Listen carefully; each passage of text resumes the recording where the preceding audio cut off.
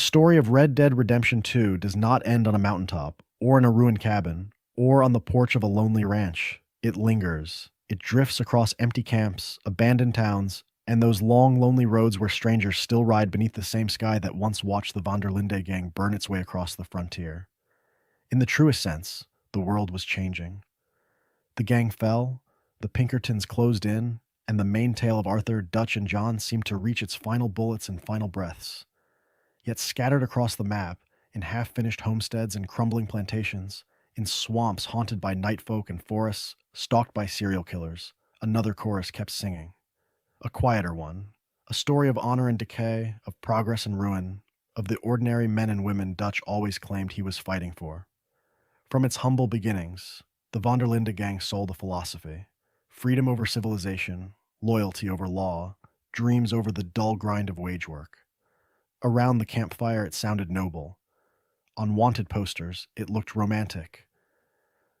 But what did that dream do to the world it touched? The answer is not just in bank ledgers and body counts. It is written in the lives of strangers met long after the gang's smoke has cleared. By the late 1890s, Arthur's West is already dying. The old ways were dying with it, trampled under railroads, oil derricks, and government surveys. Yet the stranger missions stretch far beyond that single doomed year. They carry the story into the early 1900s, into John's time, into the mechanized age that will define Red Dead Redemption 1. Charlotte growing from helpless widow into self-sufficient homesteader, a veteran teaching Arthur to fish before being swept away by a world that no longer has a place for him, a traveling circus wandering a land that has outgrown its own myths. These are the bridge between two eras. The Vanderlinde gang becomes the living embodiment of America itself, torn between idealistic rhetoric and brutal reality, between promised freedom and encroaching civilization. In roads in Lemoyne, the ghosts of the Civil War linger through Lemoyne raiders and ruined plantations. In the bayou, the night folk and whispered legends stalk the edges of progress. In the hills, UFO cults gaze upward for salvation that never comes. Each stranger is a ledger entry in what Dutch's revolution truly cost. Many writers finish the main story believing they have seen the whole tragedy, yet a hidden tapestry runs beneath it all, woven from every stranger. The bowler-hatted strange man watching John's every choice, Charlotte's quiet resilience, the American dreams killer whose work still stains the map, spectral trains and unearthly lights that suggest the frontier's sins echo beyond the grave. What if the real epilogue is not a single ranch, but an entire world learning to live with the gang's shadow? This is the secret afterlife of the Vanderlinde ideals, told not by legends, but by strangers. This is the promise. A story of strangers, told in order, that quietly stitches itself back into the rise and fall of the Vanderlinde gang until the whole world feels different. From its humble beginnings in the snowbound chaos after Blackwater, this journey follows every stranger mission as an unseen chronicle of Dutch's dream, Dutch's delusions, and the long shadow they cast. It starts with Arthur Morgan still the loyal enforcer, still the living embodiment of Dutch's philosophy, riding out from Coulter and Horseshoe Overlook to meet snake oil merchants, grieving widows, fanatics, inventors, and killers who do not yet know his name. It ends years later, in the epilogue, with John Marston crossing the same world as a husband and father, visiting the remnants of those lives to see what survived after the gang collapsed. The scope is complete, in the truest sense. Every named stranger mission in Red Dead Redemption 2 appears here, not as a checklist of errands, but as a continuous lore tapestry. From the first odd encounter with the strange man's eerie portrait and the American Dreams killer's mutilated clues, to John's final conversations with Charlotte, the veteran, and the last believers in Dutch's fading legend, each thread is placed where it belongs along the gang's timeline. Early strangers meet a confident Arthur who still trusts Dutch. Later ones face a sick man watching the old ways were dying, forced to ask what his loyalty has really bought. To make sense of that, the story moves region by region and arc by arc, following the gang's camps as anchors in time. The Heartland strangers echo Dutch's idealistic talk of freedom and family. Lemoyne's quests are drowned in Civil War ghosts, night folk, and Lemoyne raiders who mirror Dutch's guerrilla fantasies. In St. Denis, progress and civilization arrive in electric lights, suffocating alleyways, and inventors chasing impossible dreams. Out in the Grizzlies and New Austin, scattered hermits, cults, and spectral trains show a frontier where the old ways were dying, yet refusing to stay buried. Within that structure, strangers are grouped by theme: progress and decay, faith and madness, loyalty and betrayal. A snake oil salesman promising miracles sits beside a doomed inventor who cannot accept that the world was changing without him. A widow learns to shoot and farm under Arthur's guidance, while a veteran clings to memories of honor that the new America no longer rewards. Some ask for money, some for mercy, some for blood. All reveal who Arthur is at that moment and who John is trying to become. So the narrative shifts from abstraction to flesh and blood. It begins with Dutch's camp still laughing around the fire, still believing in a future across the next river. It ends with John standing where the strange man once stood, unknowingly walking toward a fate already foreshadowed by these encounters. This is not a tour of optional content. This is a long-form cinematic retelling of how strangers on the roadside quietly rewrite the story of Arthur, Dutch, and the world they leave behind, preparing for the next chapter. The first time Arthur rides out from Coulter and meets a stranger who will change everything. From the very beginning, Dutch's words promise everything the world is taking away. Freedom from a corrupt civilization, family for the forgotten, a better future carved out at gunpoint for those left behind by progress. It sounds noble. It sounds almost heroic. It is, in the truest sense, a story of dreams dressed up as philosophy. Those ideals become the lens through which every stranger mission can be read. Each roadside encounter, each desperate plea in a muddy street or lonely clearing is a case study in what happens when Dutch's promises meet the reality of the world that was changing. The widow trying to hold a farm together, the veteran abandoned after serving his country, the swindler chasing easy money as the old ways were dying. They are the people Dutch claims to fight for. Yet they are almost never in his camp. They are alone. Arthur rides out as Dutch's surrogate son, the living embodiment of that idealistic rhetoric. Dutch has taught him that they are righteous outlaws, that their robbery is rebellion, that loyalty to the gang is loyalty to something bigger than themselves. Hosea has taught him to see the angles, to read people, to understand that every story has a cost. So when Arthur meets a lost soul on the roadside, he carries the gang's philosophy in his saddlebag, even before a word is spoken. What happens next either reinforces that belief or corrodes it. Help a starving farmer defend his land, and Dutch's talk of protecting the weak seems almost true. Shake down a widow for debt, and the mask slips, revealing that the gang's enemies and victims are often the same people. The moral positioning fractures. The gang sees itself as noble resistance. Yet the real casualties of civilization's advance are the strangers bleeding in the dirt, while Dutch plans another grand gesture. Some of these strangers quietly judge Arthur in ways the gang never does. Honor-reactive arcs mirror his choices back at him, asking questions he has spent a lifetime avoiding. Will Charlotte in the Grizzlies become a capable homesteader because Arthur takes the time to teach her? Or will she vanish into grief and hunger? Will the lonely veteran at the lake die with a friend at his side or alone in the trees? The world remembers what Arthur does, and it does not always forgive. And then there is the man in the bowler hat, a stranger who appears where he should not, who knows Dutch's name, John's future, and Arthur's soul with an intimacy no mortal could claim. He is not just another roadside distraction. His presence threads through this entire story, watching as every promise Dutch ever made collapses, and in the next chapter, his smile will make those promises feel much, much smaller. His smile makes Dutch's promises feel small, but it is the town of Valentine that makes those promises feel fragile. From its humble beginnings as a muddy cattle stop, Valentine has become the living embodiment of the frontier in transition. Wagons and horses clogging streets already scarred by wagon ruts, while the distant whistle of the railroad cuts through the clamor of saloons and church bells. This is the gang's first real hub after the frozen desperation of Coulter, and it matters that it is noisy, crowded, and alive. Here, in the mud and smoke, Arthur steps out of Dutch's sermons and into a world that does not know his name and does not care about his philosophy. Men argue over cattle prices, women haggle for fabric, a preacher rants on a corner. The story of the Vanderlinde gang suddenly intersects with dozens of smaller stories that have nothing to do with Blackwater or Pinkertons. Among the first are the light-hearted strangers, the ones who seem harmless, even silly. There is the earnest wildlife photographer, Harold Lenny, dragging fragile equipment through swamps and hills, chasing the perfect shot of a bear or a flock of birds.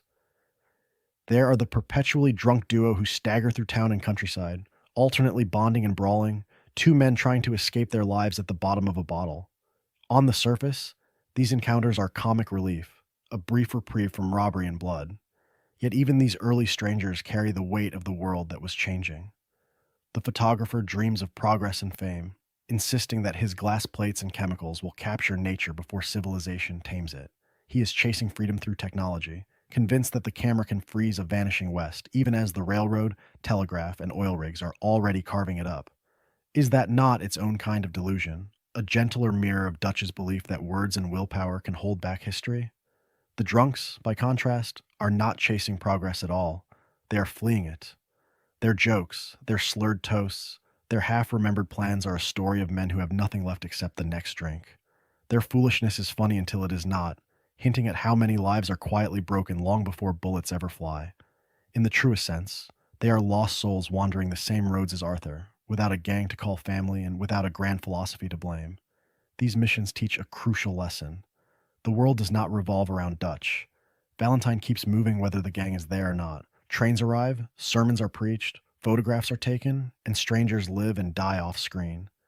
Every side path shows that history is not a single legend but a crowded intersection, and Dutch's crusade is only one wagon trying not to be crushed. As the camp shifts south and the noose tightens, the strangers Arthur meets will change. The humor will curdle, the stories will grow darker and more desperate, and the cost of Dutch's dream will begin to stain every roadside encounter. As the camp drifts south and the stranger tales darken, one mission steps out of the background and stares directly at the myth of the West itself. It begins not with a gunfight or a robbery, but with an author in a cheap suit and a half-empty saloon. Theodore Levin is no gunslinger. He is a writer chasing a deadline, a man from the new world of publishers and railroads, hunting the last great outlaws the way others hunt buffalo. His project is a story of the noblest of men, a grand chronicle of the dying frontier. But from the very beginning, there is a quiet irony. The world was changing, the old ways were dying, and the legends are being finished by someone who never fired a shot in anger. In the truest sense, he is there to pin the West to the page and sell it. Arthur becomes his reluctant assistant. Sent out with a list of names and a few half-remembered tales, he rides to find the living embodiment of Dutch's romantic gunslinger ideal. What he discovers instead are ghosts still breathing. Jim Boy Calloway, the supposed hero, is a bloated drunk passed out in Valentine, terrified of his own past. Emmett Granger shovels pig manure and clings to filthy stories as if they were medals. Black Bell hides in a swamp behind dynamite and bravado, a legend reduced to a suspicious recluse. Flaco Hernandez freezes in a collapsing camp, surrounded by followers who believe in a legend he no longer recognizes. Each encounter is a broken mirror held up to Dutch's future, a man once feared now begging not to be remembered. A killer pretending his philosophy was nobility instead of survival. A recluse who won her freedom only by vanishing from civilization entirely. Is this not the path that awaits an aging outlaw who refuses to admit that his dreams have rotted into delusions? Crucially, Arthur does not just witness these endings. He helps manufacture them. Levin asks for details, for poses, for bodies arranged properly so the story will read well. Arthur stands over corpses, adjusts hats, collects quotes that are half truth and half performance. The mission becomes a quiet rehearsal for how the Vanderlinde gang itself will be remembered, not as it was, but as someone wants it to sound. A story of loyalty and betrayal, of freedom and civilization, edited until the blood looks poetic. The gunslingers believe their time is past, yet the gang still insists it is in its prime. That is the tragedy. While Dutch rants about progress and railroads, men like Levin are already cataloging his kind, turning outlaws into chapters, curiosities, or wanted posters. In the eyes of this new America, Dutch, Hosea, Arthur, and John are not revolutionaries. They are exhibits. By the time Arthur returns to Levin, the book is almost writing itself. Calloway takes one last shot at relevance, the myth devours its maker, and the author calmly keeps taking notes. As the smoke clears, a chilling idea hangs in the air. While Arthur helps close the book on the old gunslingers, somewhere beyond the campfires, someone else is already sharpening a pen for him. Who is watching, who is waiting, and what kind of legend will his name become when the last page turns? That question hangs in the air just long enough for the game to answer with something completely different. Not a prophet, not a killer, but a clown with a missing zebra. The story suddenly swerves from a cult menace to traveling circus, and in that jarring turn, the world reveals another face of the same tragedy. From its humble beginnings, the circus stranger mission feels almost like parody. A frantic ringmaster, Miss Marjorie, and her exhausted handler, Magnifico, plead for help. Their show is falling apart, their animals are gone, and their livelihood is vanishing one escape at a time. Arthur, an outlaw who has robbed banks and trains, now finds himself tracking a zebra that turns out to be a painted mule, a tiger that is merely a nervous dog in a shabby pelt, and a lion that, for one brief, dangerous moment, is actually real. Each encounter pushes him into a world that seems to be mocking his own. The the fake line that turns on its handler, the audience that never arrives, the performers who argue over who betrayed whom. It is a story of loyalty and betrayal, of dreams and delusions played in miniature and under a collapsing tent. The situational irony is sharp. A man wanted across states for murder now coaxing a timid dog tiger back into a cage, trying to keep a failing troop from getting itself killed. Yet beneath the absurdity, the themes remain the same. The circus is a dying form of entertainment, wandering a country that no longer has time for it. The world was changing. The old ways were dying, and this troupe, with its painted animals and fading posters, is the living embodiment of a past that cannot compete with the new amusements of a mechanized civilization. Their philosophy is simple and almost innocent. Make people laugh, survive one more town, hold the family together. It sounds strangely close to Dutch's early speeches, stripped of gunpowder and grandiosity. Arthur's reactions anchor the chaos. He grumbles, teases, and rolls his eyes, but he helps. His dry humor cuts through the farce, yet there is reluctant empathy in every choice to ride after another runaway attraction. Who else is going to keep these people alive in this new America, if not another lost soul who knows what it means to be pushed aside by progress? In the truest sense, he is doing for them what Dutch once claimed to do for the gang, protecting misfits who cannot stand on their own. As the curtain metaphorically falls and the show shambles on to the next town, the pattern interrupt becomes clear. Not every stranger mission is grim, not every chapter drenched in blood, but even the funniest tales are about people out of time, about to be left behind. And once the laughter fades, the road leads back toward darker crossroads, where the strangers Arthur meets will not be clowns and painted beasts, but ghosts, zealots, and the quiet ruins of a country trying to forget what it did. From the swamps and ruined plantations of Lemoyne, the road bends towards something new, something the gang has spent years running from without ever seeing clearly. That road ends at Saint Denis, a city that does not whisper about the future, but screams it in smoke and steel. For Arthur, riding in for the very first time is a shock to the system. Electric lights hum over crowded boulevards. Factory chimneys vomit black clouds into a choking sky, and streetcars rattle past gasping horses that suddenly look ancient. Mansions rise beside tenements, wealth pressed right up against hunger, the living embodiment of a world where the old ways were dying in full view. It is progress, but it is also a cage made of brick, soot, and noise. Dutch has always framed cities as prisons. In his philosophy, they are where freedom goes to suffocate, where civilization means corruption dressed in fine clothes. He calls Saint Denis a cesspit, a den of parasites feeding on the poor, and in some ways he is right. Yet the strangers who live there complicate that easy hatred. Many are not villains or faceless they, but people simply trying to survive or thrive inside this new order that has already won. St. Denis becomes a mosaic of modernity, a story of clashing dreams compressed into a few city blocks.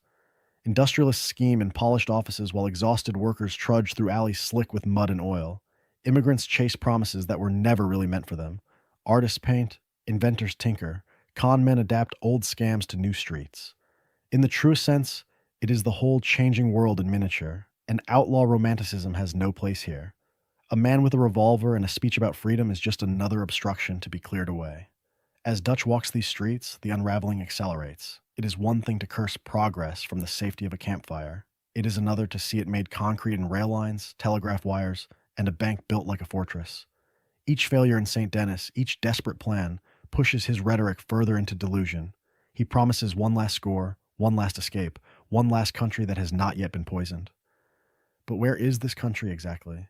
Did it ever exist beyond his own need to believe it did? Arthur's encounters with the city's strangers begin to answer that question. The frantic inventor, begging for funding and relevance as his clanking metal dreams sputter and fail. The eccentric artist, trying to twist this harsh new reality into beauty and scandal, willing to bend rather than break. Their stories echo the gang's from its humble beginnings, but with a cruel difference. Their dreams either adapt to progress or are crushed by it, while Dutch refuses both outcomes. St. Denis is not just a backdrop, it is the stage on which the gang's illusions finally collide with the century that has already moved on. And in the alleys and salons of this city, more strangers are waiting, ready to show exactly what happens to those who cannot or will not change. In the salons and smoky back rooms of St. Denis, the gang's grand talk of freedom meets its most bitter mirror. The city does not just crush dreams, it buys them, frames them, and hangs them on the wall. Arthur's encounters with Charles Chautenay, the eccentric painter, begin as comedy. Here is a man who calls himself an outlaw of the canvas, chased through galleries for scandalous nudes and wild colors, fleeing angry patrons while clinging to his own genius. It is a story of a rebel who bleeds paint instead of blood. Yet from the very beginning, his bohemian act feels strangely familiar. He preaches that art must be free, that civilization is a prison, that true visionaries stand outside society's rules. Does that philosophy sound familiar? Where Dutch robs banks and trains, Châtenay offends sensibilities and dinner guests. His paintings are banned from one wall only to be sold for a higher price on another. The same high society that whispers about his obscenity, invites him to parties, drinks wine in front of his canvases, and laughs at the scandal.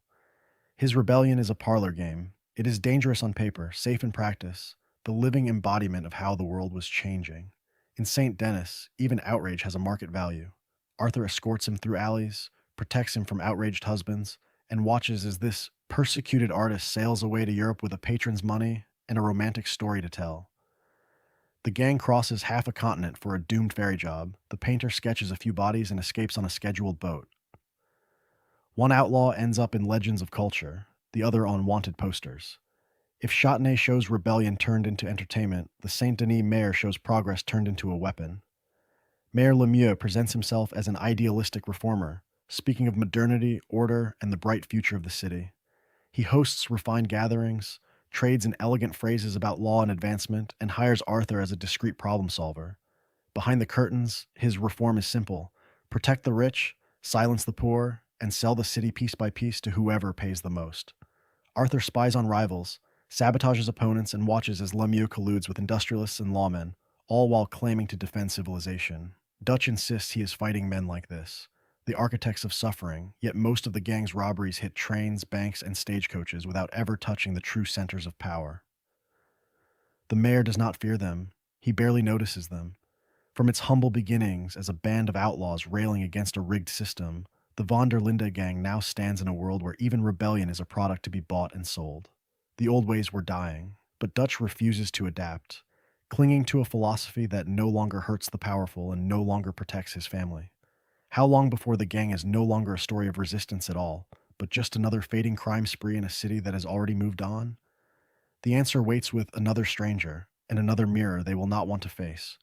The answer does not arrive with a gunfight or a bank vault, but with a dreamer and a dynamo. In St. Denis, where civilization hums and crackles, an eccentric inventor stands on a street corner promising a new world powered by lightning. From its humble beginnings, the encounter feels almost harmless, a curious diversion from robbery and revenge, a story of progress told in sputtering sparks and overconfident speeches. This man is idealistic in the truest sense. He speaks of harnessing electricity to improve life, to drag humanity out of darkness, to make the world more efficient and more modern. The world was changing, and he wants to be the living embodiment of that change, even if his contraptions barely work and his demonstrations draw more laughter than awe. Arthur, an outlaw raised on Dutch's rhetoric about freedom and the tyranny of civilization, ends up helping him gather parts, test coils, and chase that elusive promise of the future. There is a quiet irony in those errands. While Dutch rails against the state and its machines, Arthur is literally building the future in back alleys and rooftops, hauling metal and wire for a man too lost in theory to survive without help. The tasks feel mundane, almost comic, yet each battery and cable brings the invention closer to completion. Step by step, the gang's muscle is enlisted in a project that has nothing to do with train robberies and everything to do with how civilization will kill. Because the Great Unveiling is not a light show, it is an execution. The inventor's masterpiece turns out to be an electric chair, presented to city officials and gawking citizens as a humane, scientific advance in punishment. Progress becomes a spectacle of state-sanctioned death, framed as efficiency, wrapped in the language of order. The condemned man is poor, powerless, dragged out as a prop to prove that this new age works. Arthur stands there and watches. He has fetched the parts, tested the circuits, given this dreamer the means to turn philosophy into practice.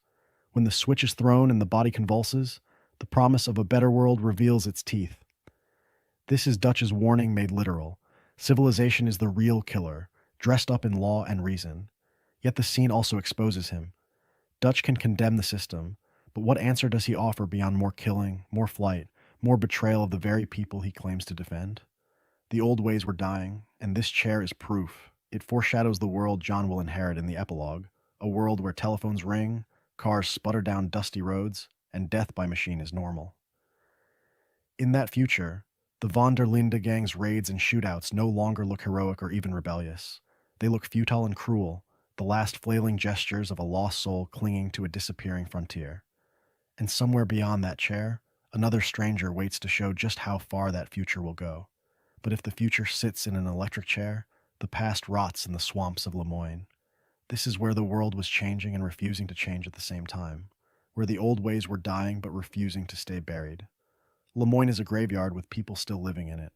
Crumbling plantations lean over muddy roads, their columns cracked, their fields empty, their former wealth swallowed by kudzu and fog.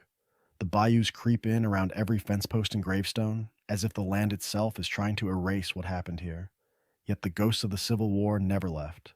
They simply traded uniforms for rags and started calling themselves the Lemoyne Raiders.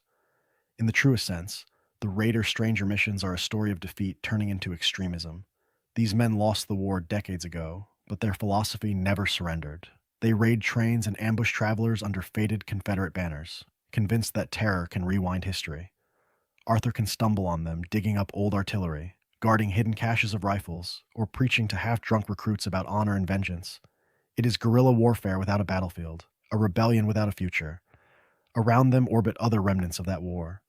There is the old veteran who treats every skirmish as a chance to relive his glory, the collector obsessively hunting down rusted sabers and tattered flags, the grieving families who still speak of sons and brothers as if they fell yesterday. To some of these strangers, the Vanderlinde gang looks familiar. Fellow rebels against civilization, fellow enemies of the federal government. To others, they are just vultures picking over the same corpse, stealing guns and uniforms to sell for profit while calling it freedom. From its humble beginnings, Dutch's philosophy always claimed to stand above such petty hatreds. He said his gang fought for the poor, for the oppressed, for a world where men and women could live free. Yet Lemoyne confronts him with a mirror. When the government cracks down on the raiders, when Pinkertons and soldiers sweep through the state, Dutch does not see fanatics clinging to delusions. He sees proof that the state crushes anyone who resists. Each raid, each massacre, pushes him further. His speeches grow sharper, more venomous, less idealistic. He talks of them and us, of blood and sacrifice, of enemies everywhere. He borrows the language of lost causes while insisting his is different. But in the mud of Lemoyne, the difference starts to fade. Dutch becomes the living embodiment of a warlord without a war, a leader who needs conflict more than he needs a cause. And beneath all of this, the land whispers of darker things. Riders vanish in the fog, strange figures move between cypress trees, and not every scream in the night belongs to a raider or a soldier. Lemoyne's political ghosts are only the beginning. Deeper in the swamps, the frontier's nightmares are waiting, and they do not care about flags or philosophies at all. Those whispers in the dark become faces, or rather, masks of mud and white paint, half seen between the cypress trunks, watching in silence as the gang rides past. In Lemoyne, the ghosts of the Civil War still argue about flags and glory. In the bayou, something older just stares back and says nothing at all. Arthur's first brush with the night folk is not a grand encounter, but a trail of wrongness, a mutilated corpse nailed to a tree, arranged almost ritualistically. Strange guttural cries echoing across the black water at night. Lanterns glimpsed in the distance, then gone. Locals in Lagras and Lake mutter warnings, crossing themselves, insisting that some corners of the swamp do not belong to civilization or to any honest man. From its humble beginnings as a murmur in the reeds, this becomes a story of fear, spreading through a region that has already seen too much. Then the swamp stops hinting and starts hunting. A terrified stranger stumbles out of the fog, begging Arthur for help, shaking so badly he can barely hold a gun. He speaks of pale figures, of friends dragged screaming into the dark. Arthur rides with him, and the bayou turns into a survival horror in the truest sense. Visibility cut to a few yards, frogs and insects roaring loud enough to hide footsteps, those painted faces suddenly rushing from the trees with knives and tomahawks, wordless and relentless. When the stranger dies, no matter how hard Arthur fights, the message is clear. Some nightmares do not bargain. Symbolically, the night folk are the living embodiment of everything Dutch refuses to see. They haunt the same swamps that once fed the plantation economy, moving through land fertilized by slave graves and battlefield dead. They say nothing about freedom, have no speeches about equality or progress. They are the festering cost of slavery, war, and exploitation made flesh, a silent answer to Dutch's grand philosophy. While he chases one more score, one more train, one more speech about the world being against them, The true rot of America sits waist deep in stagnant water, waiting for anyone foolish enough to wander in alone. Arthur's response is brutally pragmatic. He can track the night folk, find their camp, and slaughter them in the night. Or he can simply avoid their territory and keep his focus on the gang's more immediate problems. No mythology, no romance. Just a threat to be managed or bypassed. Dutch, by contrast, would have turned them into a parable. Agents of the state or demons of progress, or proof that the old ways were dying. He needs every danger to fit his story. Arthur just needs to survive it. In that contrast lies a quiet verdict on the gang's dreams. Some wounds in this world are too deep for one outlaw family, or one man with tuberculosis and a guilty conscience to heal. The bayou does not care about Dutch's ideals or Arthur's late awakening. It simply absorbs their blood along with everyone else's. And as Arthur rides out of the swamp, chased by screams that do not quite sound human, another question rises with the mist. If this is what lurks unseen in Lemoyne, what other nightmares are waiting on the fringes of their dying dream? But the next nightmare in Lemoyne does not come from the swamp. It comes from a man on a roadside crate, waving his arms, promising wonders. After the mute horror of the night folk, the game offers a different kind of ghost, the tall tale teller, the born exaggerator, who refuses to let reality stay ordinary. In the heart of Lemoyne, among rotting plantations and broken rail lines, a stranger holds court about monsters in the bayou, lost Confederate treasure, and heroics that would make even Hosea raise an eyebrow. His is a story of glory from its humble beginnings, if only a listener can be found. Arthur becomes that listener, at least for a moment. He rides up, mud on his boots, blood probably still drying on his coat, and finds a man insisting that the world is full of hidden beasts and glittering fortunes. The contrast is almost comic. One man has stared into the dark and seen real horror. The other has stared into the same dark and decided it would sell better with fangs, gold, and applause. The mission plays with expectation from the very beginning. The stranger's breathless warnings and promises invite a question. Is this another night folk, another buried secret of a dying South, or just a fool chasing his own echo? Depending on the player's choices, Arthur can humor him, ride out to investigate, and discover tracks, shadows, and half-truths that never quite add up. Or he can cut through the theater with a few dry words, exposing shoddy evidence and staged danger until the legend collapses under its own weight. In both paths, Arthur's skepticism hardens. His patience for empty talk is thinning, his tolerance for fantasy worn down by Dutch's crumbling philosophy. The old ways were dying, and in their place stood men who tried to keep them alive with words alone. This roadside fabulist is the living embodiment of that impulse, but rendered harmless, even pitiable. He wants an audience, not a revolution. Dutch wants both. That is the crucial link. The stranger's compulsive storytelling shows how language can bend the world, if only in the mind. A patch of trees becomes a monster's lair, a muddy ditch becomes the edge of untold wealth. Dutch uses the same trick on a grander scale. A failed robbery becomes a necessary sacrifice. A massacre becomes resistance to civilization. A doomed gang becomes a family on the verge of freedom. The mission becomes, in the truest sense, a mirror held at a safe distance. Laughing at the stranger's delusions means confronting the uncomfortable echo of Dutch's speeches around the campfire. How many times did the gang chase a score that never existed, or a future that was already dead? How long did Arthur believe the dream because he needed it to be true?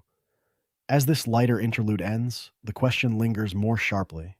In this world, whose stories are granted belief, and at what cost? The harmless liar is left by the roadside. The dangerous one still rides with Arthur, leading the gang toward the next promise and the next cliff. And beyond Lemoyne, in the mountains and deserts, other storytellers wait, some human, some perhaps not, ready to test what Arthur has learned about truth, faith, and the price of listening. Beyond Lemoyne's swamps and fading plantations, the world holds a different kind of nightmare for Arthur Morgan. No feuds, no flags, no gang colors. Just blood, bone, and a mind that treats murder as a form of expression. The American Dreams Killer is a story of violence stripped of alibi, of death without even the pretense of justice. It begins almost quietly. A severed head beside the tracks, a slashed torso in a ditch, a pile of limbs arranged with ritual care beneath a rock outcrop.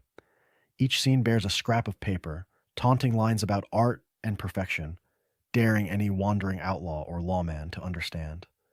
From the very beginning, this is not a robbery gone wrong or a feud taken too far. It is a gallery of corpses, curated in the open air. Arthur, who has spent a lifetime riding between civilization and wilderness, is pulled into the hunt step by step. He collects each torn note, stains of gore drying on the edges, and slowly assembles them into a map that does not point to treasure or freedom, but to something far worse. The clues lead to a ruined cellar outside Valentine, half swallowed by the earth, the entrance disguised beneath a hatch. Descending into that darkness feels less like tracking a criminal and more like entering the mind of a lost soul that never wanted saving. Inside, the lair is the living embodiment of corrupted imagination. Skulls line shelves. Limbs hang from hooks. The walls are covered in deranged writings about beauty, purpose, and the design of death, a twisted philosophy that mirrors Dutch's eloquence in the ugliest possible way. Where Dutch gives speeches about progress, oppression, and the old ways that were dying, this killer offers no cause, no politics, no grand dream, only cruelty, only obsession. When the murderer finally emerges, babbling about his work, there is no charismatic monologue, no tragic backstory to soften the horror. Arthur subdues him in a brief, brutal struggle, and lawmen drag the man away. Justice, in the truest sense, seems served, but is anything really resolved? The cellar remains. The trophies remain. The bloodstains on the stones do not vanish when the screen fades. Placed beside Dutch's constant insistence that every killing is necessary or forced upon the gang, this stranger mission becomes a mirror no one in camp wants to face. Dutch claims purpose, the killer claims none, yet the bodies they leave behind are equally dead. How wide is the gap between righteous violence and senseless slaughter when both are explained away by a story the killer tells himself? Even after the American dream's killer is gone, his mark lingers on the landscape, a quiet reminder that some darkness in this country cannot be reasoned with, recruited, or redeemed. And as Arthur rides on, past crime scenes that never truly heal, the question follows. In a world where monsters do not need gangs or manifestos, what hope is there for an outlaw family built on beautiful words and bloody hands? Because the next strangers Arthur meets will not just challenge his nerves, they will challenge his soul. The next challenge does not arrive with a scream in the night or a gunshot in the trees. It waits in silence, in the bayou's stagnant heat, in a clearing where the world feels thinner and the air feels wrong. Tucked away near the swamps of Lemoyne stands a small, immaculate cabin that seems to belong to no era at all. When Arthur first pushes open its door, there is no owner to greet this outlaw intruder, no angry homesteader reaching for a shotgun. Only dust, a Bible on the table, a few scattered notes, and a half-finished painting on the wall. The vague outline of a man in a bowler hat, his face still empty, his presence only half declared. It is a story of intrusion, but the trespasser may not be Arthur. From its humble beginnings, this cabin feels less like a home and more like a shrine. The notes reference sin and judgment. The Bible is marked with verses about fate, consequence, and the wages of wrongdoing. Each return visit pushes the portrait further along, as if some unseen hand has been working in the outlaw's absence. The suit sharpens, the bowler gains definition, the posture becomes confident.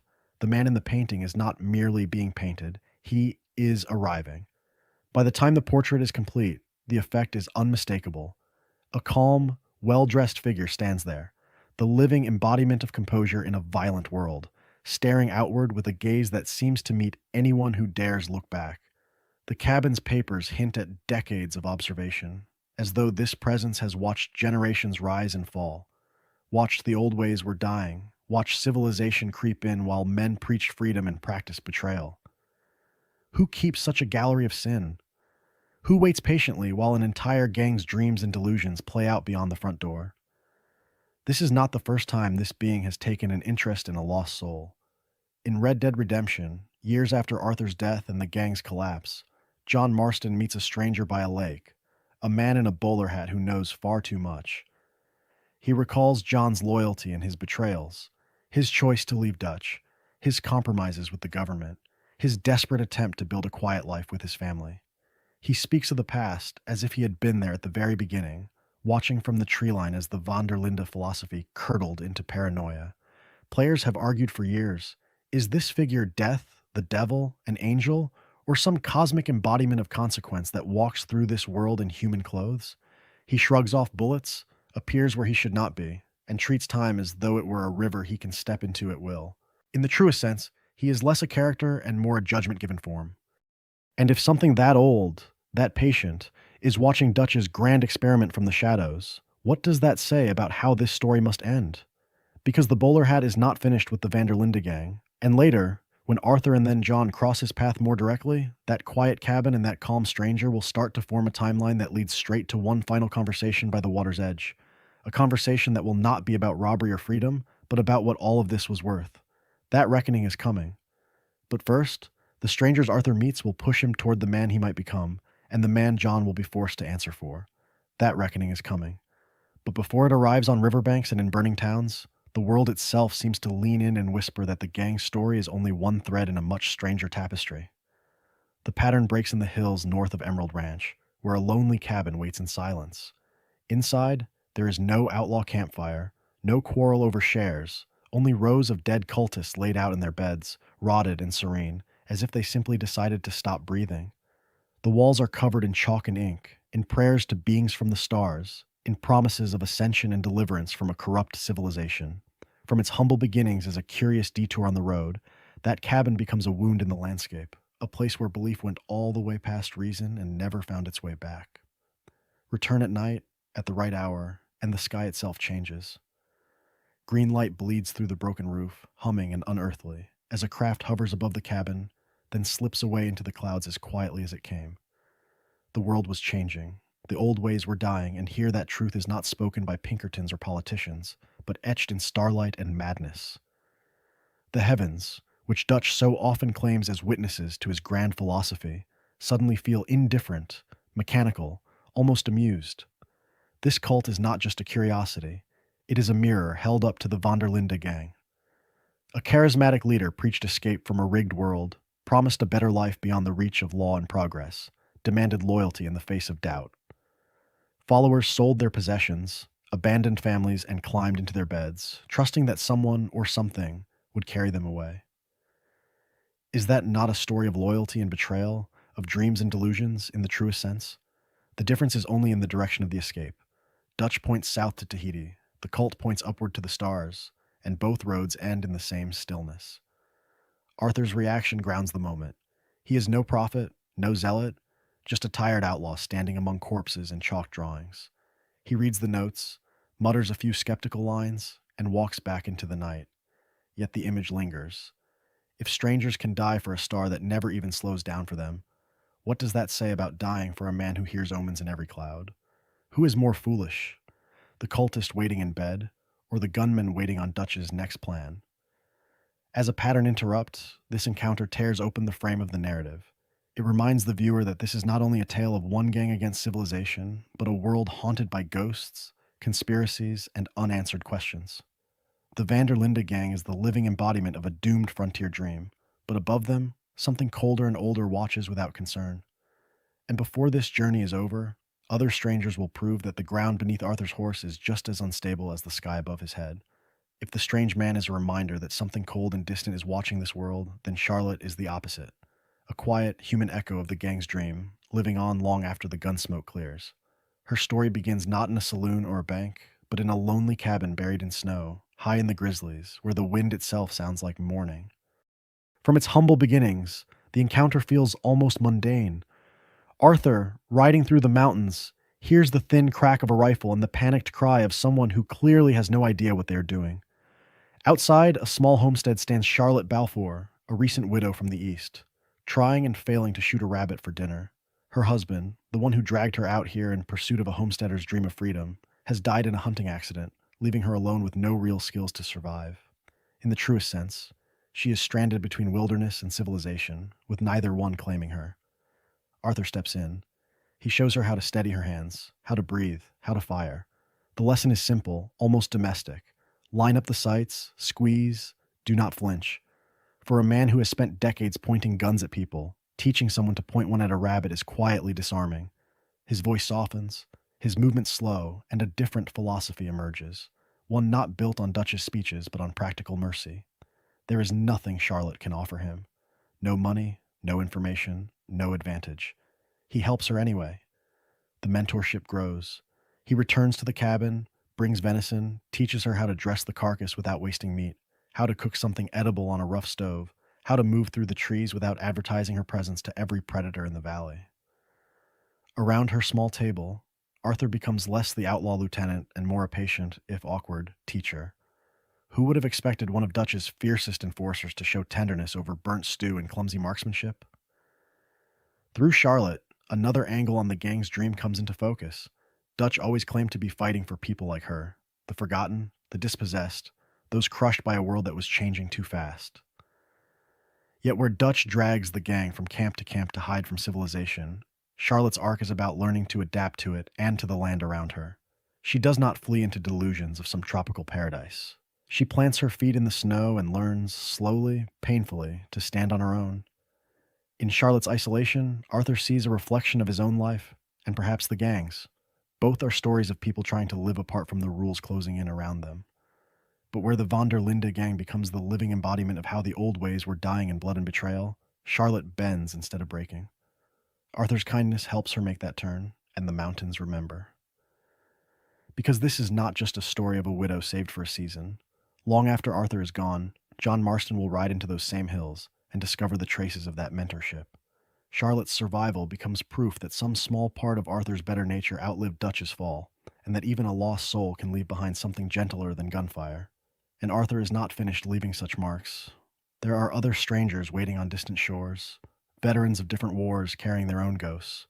Far from the farms and rail lines on a quiet lake in the Grizzlies, another ghost of America waits. Not a legend, not a gang leader, but a one-legged veteran named Hamish Sinclair, living alone with his horse, his dog, and memories that never really ended. The meeting between Arthur and Hamish begins almost as a dark joke. An outlaw and a soldier, both armed, both suspicious, both half expecting betrayal. Yet from its humble beginnings as a tense encounter by the water's edge, it becomes a story of unexpected kinship. Hamish, dragged by his spooked horse and stranded, needs help. Arthur, the supposed villain of this world, hauls him to safety and earns an invitation back. It is the very beginning of one of the game's quietest, most devastating arcs. Hamish's cabin sits on the edge of wilderness and civilization, a liminal place where the old ways were dying but still refused to disappear. In their shared hunts for legendary boar, wolf, and moose, the two men talk in the long pauses between gunshots. Hamish speaks of the war, of comrades left in the mud, of a country that promised glory and delivered prosthetics and pity. He jokes about his missing leg, yet beneath the humor lies a man who cannot quite find a place in a world that moved on without him. Those hunts become more than sport. They are rituals, where a veteran of one war and a veteran of another kind of war test themselves against nature and against their own fading strength. Hamish talks about loyalty to the flag the way Arthur once talked about loyalty to Dutch, about dreams of honor that curdled into disillusionment when the smoke cleared. In the truest sense, Hamish is an older, alternate version of Arthur, a man who gave everything to a cause and was rewarded with scars, solitude, and a small patch of land instead of the freedom he was promised.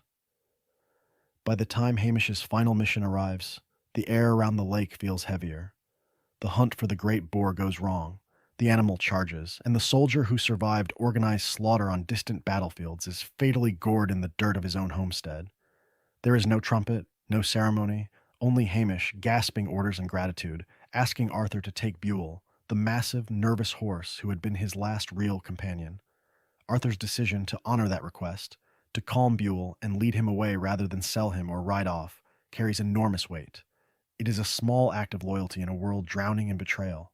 In Hamish, Arthur sees not just what he might become if he lives, but what he is already becoming. A man whose cause has failed, whose philosophy is crumbling, whose only real legacy may be the lives he touches on the margins. As Arthur's illness worsens and Dutch's plans grow more desperate, Hamish's lonely cabin becomes a warning. If the gang is only another uniform, another flag, then what waits at the end of that road? Glory, or an unmarked grave beside a quiet lake, with only a nervous horse and a few fading memories to testify that he ever lived? And if Hamish is the living embodiment of that future, what does it mean when even older ghosts begin to take an interest in Arthur's fate? Those older ghosts do not always wear human faces. Sometimes, in this world where the old ways were dying, the future itself walks out to meet Arthur on iron legs. In a cramped workshop north of St. Denis, a reclusive inventor named Marco Dragic hides from the world he claims to be reshaping. Surrounded by coils, batteries, and crackling wires, he speaks with feverish pride about progress, about a new age where men of vision no longer need to depend on the fickle loyalties of other people. His dream is simple and terrible: to build an artificial man, a mechanical companion to fill the void that civilization has carved into his life. From its humble beginnings, the encounter feels almost whimsical. Arthur, an outlaw with mud on his boots, ends up helping this nervous genius demonstrate a tiny radio controlled boat to bored industrialists, then trudges through a stormy night to adjust lightning rods across a lonely field. It is a story of science and spectacle, of wires and weather, of a man trying to bottle the sky itself. Tragic rants about freedom from weakness, about a future where metal does not betray, where gears do not abandon their creator the way people have. At the heart of his workshop stands the culmination of that philosophy: a crude, child-sized automaton. When Arthur returns, Dragic has it ready. Switches are thrown, dynamos roar, and, in a burst of sparks, the artificial man lurches to life. It walks, it speaks in stilted phrases, it calls Dragic father, in the truest sense, parroting affection that was programmed rather than earned. For a moment, it feels like a pattern break in Arthur's bloody story, a strange steampunk interlude where the future is clumsy, noisy, and almost endearing. Then, time passes. The main tale surges on towards St. Denis, Guarma, Beaver Hollow. The world was changing, and this odd little miracle seems forgotten. Until, far later, high in the frozen grizzlies, Arthur or John can stumble on a different scene. Dragic lies dead in his laboratory, murdered off-screen by intruders or by the random cruelty of the age. His dream of progress ends in blood on the floor, another unmarked casualty of a civilization that never noticed his name. Yet the machine he built did not die with him.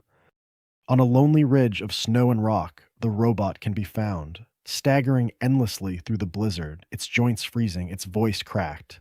It calls for "Father," with no answer, a lost soul made of metal, wandering a world that has no place for it. In that image, Dragic's creation becomes the living embodiment of the Vanderlinde gang itself, born from grand ideals, abandoned by its maker, marching on long after the dream has rotted away. Is there any real difference between a mechanical orphan searching for a dead inventor and an outlaw family chasing a dead philosophy? Both are relics of a dying era, trudging toward a horizon that will not welcome them. Progress moves on, but it does not look back. And if even the future's first child is left to freeze in the mountains, what chance do men who still swear by 6 guns and campfire speeches really have? If the mechanical boy in the snow is a monument to forgotten progress, then the strangers scattered across the frontier are a tribunal. They do not sit in judgment with gavels or badges. They judge with memory, with rumor, with the quiet way they remember what Arthur Morgan actually did.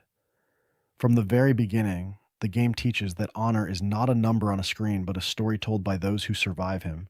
A debtor who crawls out of Strauss's ledger, a starving thief in Valentine, a frightened family on the edge of the map, each becomes a witness. Help them, spare them, guide them, and the world softens. Exploit them, rob them, abandon them, and the world hardens in turn. Consider the debtors. Thomas Downes coughs blood into Arthur's face, the living embodiment of Dutch's philosophy turned inside out. Dutch claims the gang steals from the rich and corrupt. Arthur is sent to squeeze a dying man raising money for charity. The consequences echo. If Arthur leans into cruelty, his later encounters with Edith Downes and her son Archie drip with venom and resignation. If he shows mercy, offers money, or tries to make amends, their words shift, their eyes soften, and the tragedy becomes a story of painful, fragile grace instead of simple betrayal. Other strangers test him in smaller but no less revealing ways. A would-be horse thief in Valentine begs for his life. A pair of escaped prisoners plead for freedom. A nervous hunter asks for help tracking a legendary animal.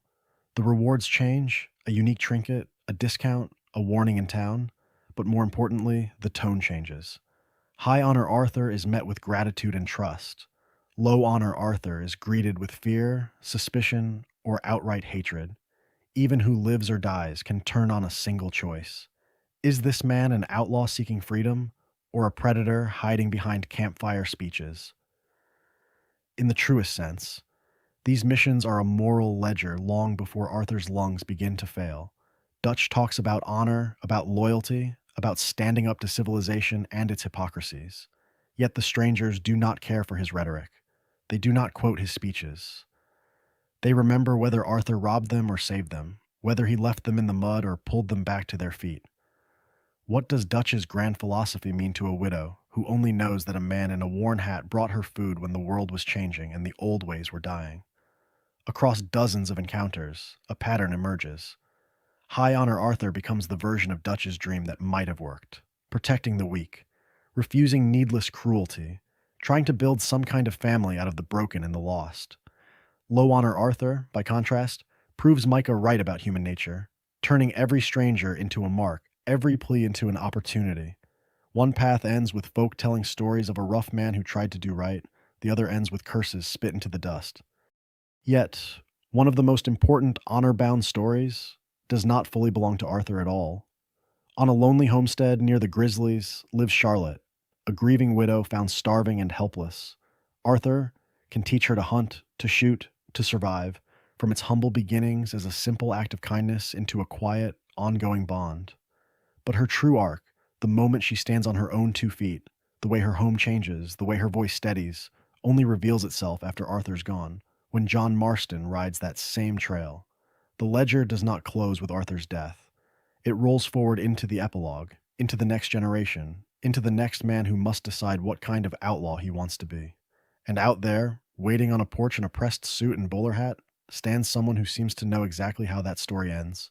That man in the bowler hat will come to John in the epilogue, but the decline he represents truly begins in the smoking ruins of St. Denis. The failed bank job is not just another robbery gone wrong. It is the moment the gang's philosophy collapses under the weight of reality. Hosea is executed in the street, Lenny is gunned down on a rooftop, Dutch panics and flees by boat, and the family that once felt unbreakable is scattered across the world. From that point on, every stranger Arthur meets carries the echo of that disaster. He stumbles back from Guarmasik, thinner, coughing blood into his hand, and the game quietly shifts. Earlier, his errands for strangers could be brushed off as diversions, proof that this was still a story of adventure and freedom on a wide-open frontier. Now, those same encounters feel heavier, slower, as if the world itself is pressing down on his shoulders. The tone changes first. At Beaver Hollow and in the shadow of St. Denis, Arthur sees Dutch's grand speeches turn to empty noise. He watches Dutch abandon John in the gunfire, watches him sacrifice innocent townsfolk in St. Denis, and then hears him talk about loyalty and destiny as if nothing has changed. When Arthur rides out to help a ruined farmer on the brink of losing his land, or a family ravaged by illness and debt, the contrast is brutal. Dutch once claimed to fight for people exactly like this. Now his plans are getting them killed. Many of these late-game strangers are themselves standing on a cliff edge. A con man who has run out of marks, a snake oil peddler whose miracle cures cannot touch real disease, a homesteader staring down starvation because the railroad and banks have squeezed him dry. Each one is the living embodiment of a world where the old ways were dying and the new order has no place for the weak. Their dreams are small, desperate, and already slipping away, mirroring the gang's dwindling options as Pinkertons close in and internal betrayal festers. Arthur's response to them marks his true turning point. Sick, exhausted, and increasingly aware that he is a lost soul running out of time, he begins to see that the gang has often preyed upon the very people Dutch claimed to champion, helping a widow in the Grizzlies, teaching her to hunt and survive from its humble beginnings of simple lessons to genuine independence. Arthur glimpses a different philosophy. Not grand speeches about civilization and freedom, but quiet acts of care. In the truest sense, his honor with these strangers becomes his rebellion against Dutch. And as his cough worsens and his strength fades, those bonds start to matter more than the gang itself. What happens when a dying outlaw decides that the strangers at the edge of his world deserve more loyalty than the family he bled for? For Arthur, those strangers of faith in St. Denis become something more than side encounters. They become witnesses. From its humble beginnings as a simple errand for a weary priest, this thread quietly follows him from the height of the gang's power to the edge of his grave. It starts in the very beginning of the gang's time in the city, when Father Dumas and Sister Calderon ask this rough outlaw to do something the gang rarely does: give without taking. Arthur tracks down missing parishioners, helps the poor in the alleys, and hands over money that could have gone into the camp's coffers. In a world where the Vanderlinde philosophy dresses robbery up as justice, these are small, unadorned acts of charity. No speeches, no grand plan, just a man doing what seems right in front of people whose entire lives are service. Each visit to the churchyard or the slums adds another layer. The nun notices his cough, his hesitation, the way his eyes linger on the desperate. The priest, frail and exhausted, still keeps faith in a city built on exploitation and spectacle. Arthur is supposed to be the one saving them from danger, yet the irony is clear. They are the ones quietly saving him from becoming nothing more than a blade in Dutch's hand. Their respect is not bought with gold or fear. It is earned slowly, in the truest sense. That slow work pays off much later, far from the stained glass and incense. Near the end, at the Saint Denis train station, Arthur stumbles upon Sister Calderon again. He is gaunt, hollow-cheeked, his tuberculosis written across his face. The world was changing. The old ways were dying, and so is he. In the noise of locomotives and the shuffle of passengers chasing their own dreams, the outlaw and the nun share one of the quietest, most devastating conversations in the game. Arthur admits what he cannot admit to Dutch or even to the gang, that he is scared, that he has done terrible things, that he does not know if any of it can be forgiven.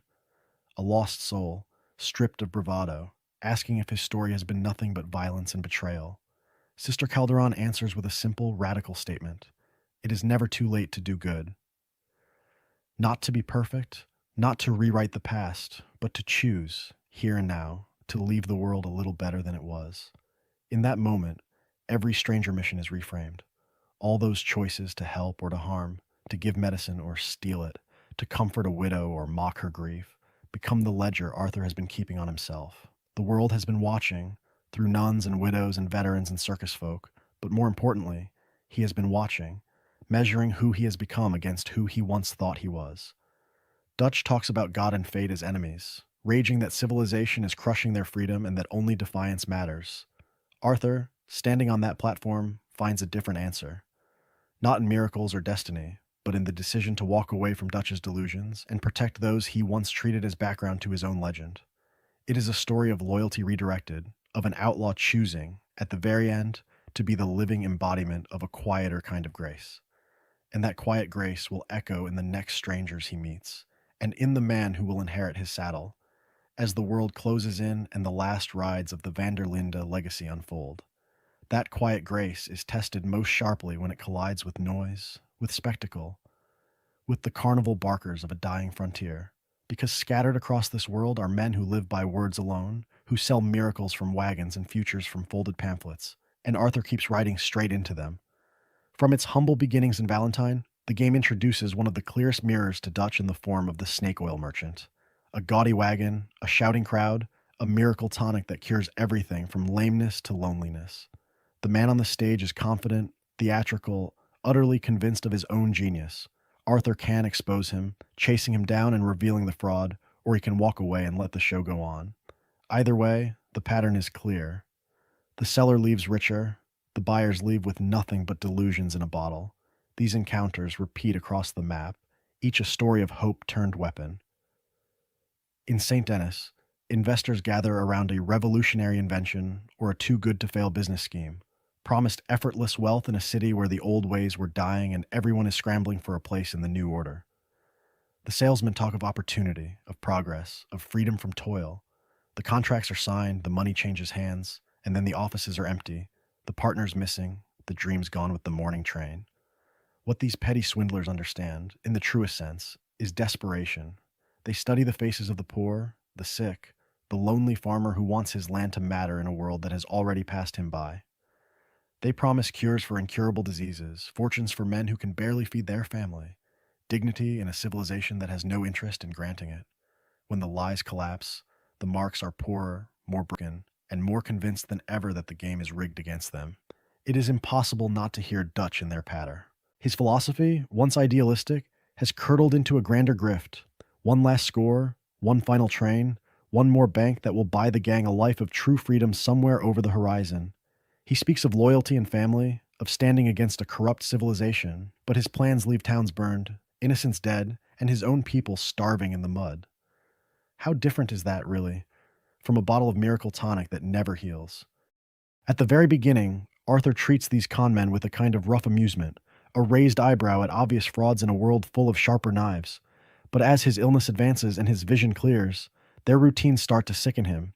Each ruined farmer, each gullible investor, each lost soul wandering away from a busted scheme reflects the trail Dutch has carved across the states.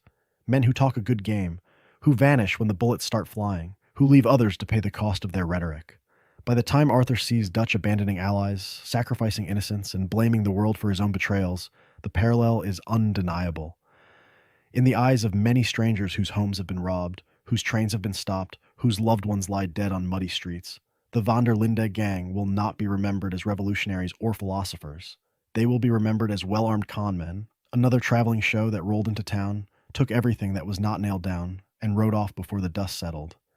And that reputation, that stain, will cling to the man who survives Arthur and tries to build a different life, as the next strangers he meets force him to confront whether an outlaw can ever truly outrun the shadow of a lie. But not every stranger who steps out of that shadow wants blood, vengeance, or justice. Some want something far stranger. The story turns, for a moment, from shootouts and betrayals to glass cases and mounted heads, to people who chase immortality not with guns, but with pins, jars, and labels. This is the world of the eccentrics. Men and women whose dreams of greatness have curdled into catalogs, whose philosophy of life begins and ends with ownership. From its humble beginnings, with a simple request to find an odd plant or a rare pelt, these missions spiral into a gallery of obsession, a story of completion for its own sake, of freedom traded for the comfort of a finished collection. Take the taxidermist and his ilk, those who beg Arthur to track legendary beasts or unusual creatures so they can be turned into trophies. Their homes are cramped museums, every wall crowded with glass eyes and frozen snarls, the living embodiment of a world pinned in place. What once roamed the frontier becomes a pose on a mantelpiece. The old ways were dying out there in the wild. Inside these houses, they are embalmed and arranged, turned into conversation pieces no one will ever come to see. Their personalities match their parlors. Overexcited, theatrical, convinced that one more specimen, one last perfect mount, will finally make their life's work mean something. Is it really so different from Dutch promising that one last score will fix everything? Both are trapped in a loop of almost, of nearly finished dreams and ever-receding horizons. One hoards money and loyalty, the other hoards feathers and fur, but the delusions rhyme. Arthur moves through these rooms with a strange mix of patience, amusement, and unease. He plays the helpful outlaw, rides into storms and swamps to find what they want, then returns to watch them fuss and preen over their prizes. Yet behind his wry comments, there is a quiet recognition. These people are building monuments to themselves that no one else will truly care about.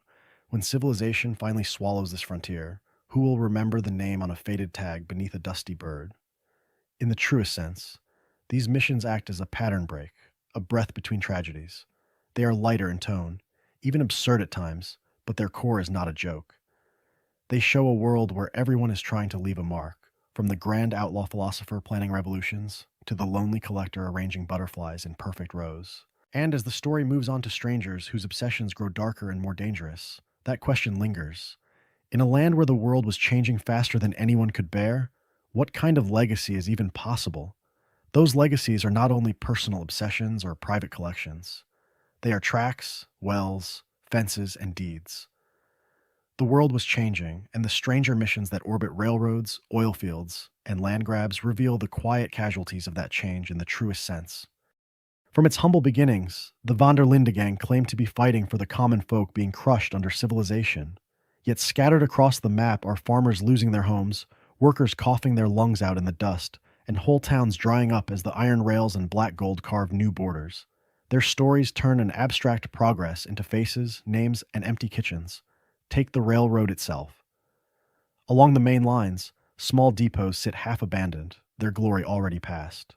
In Ansburg and the oil-rich heart of New Hanover, the trains do not bring freedom, they bring Pinkertons, company men, and more efficient ways to haul resources out of the ground.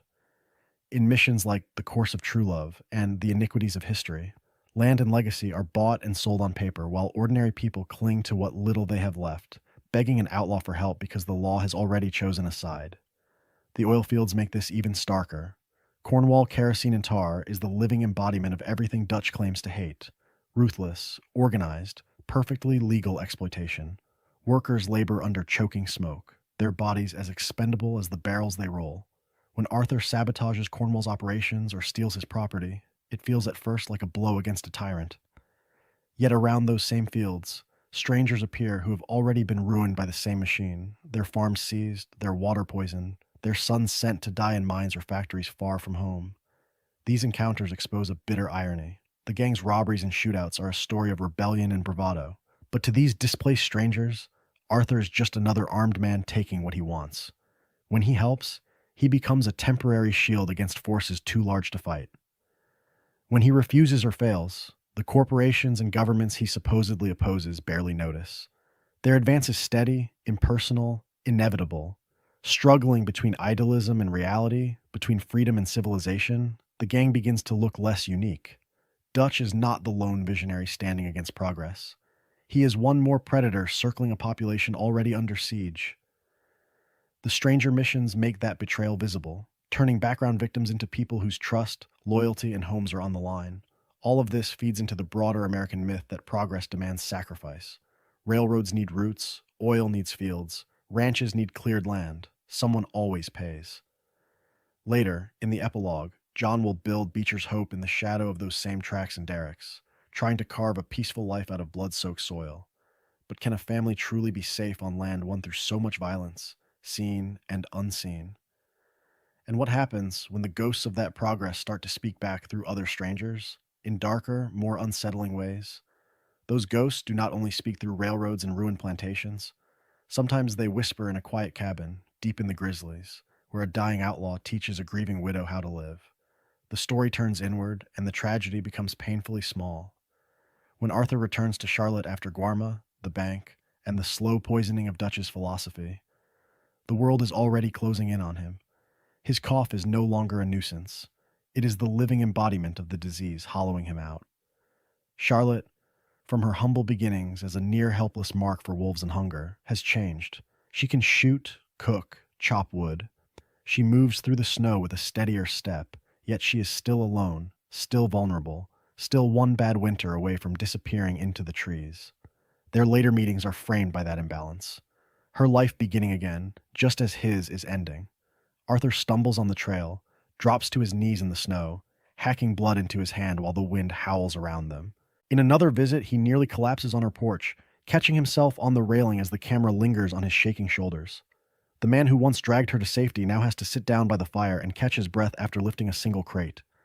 Charlotte notices. At first, her concern is the concern of a student watching a teacher falter, but it shifts, almost imperceptibly, into something closer to caretaking. She brings him tea, tells him to rest, insists he stay the night. The roles invert. The widow who needed saving now fusses over the outlaw who cannot outrun his own lungs. In the truest sense, these scenes are a story of strength passing between them in opposite directions.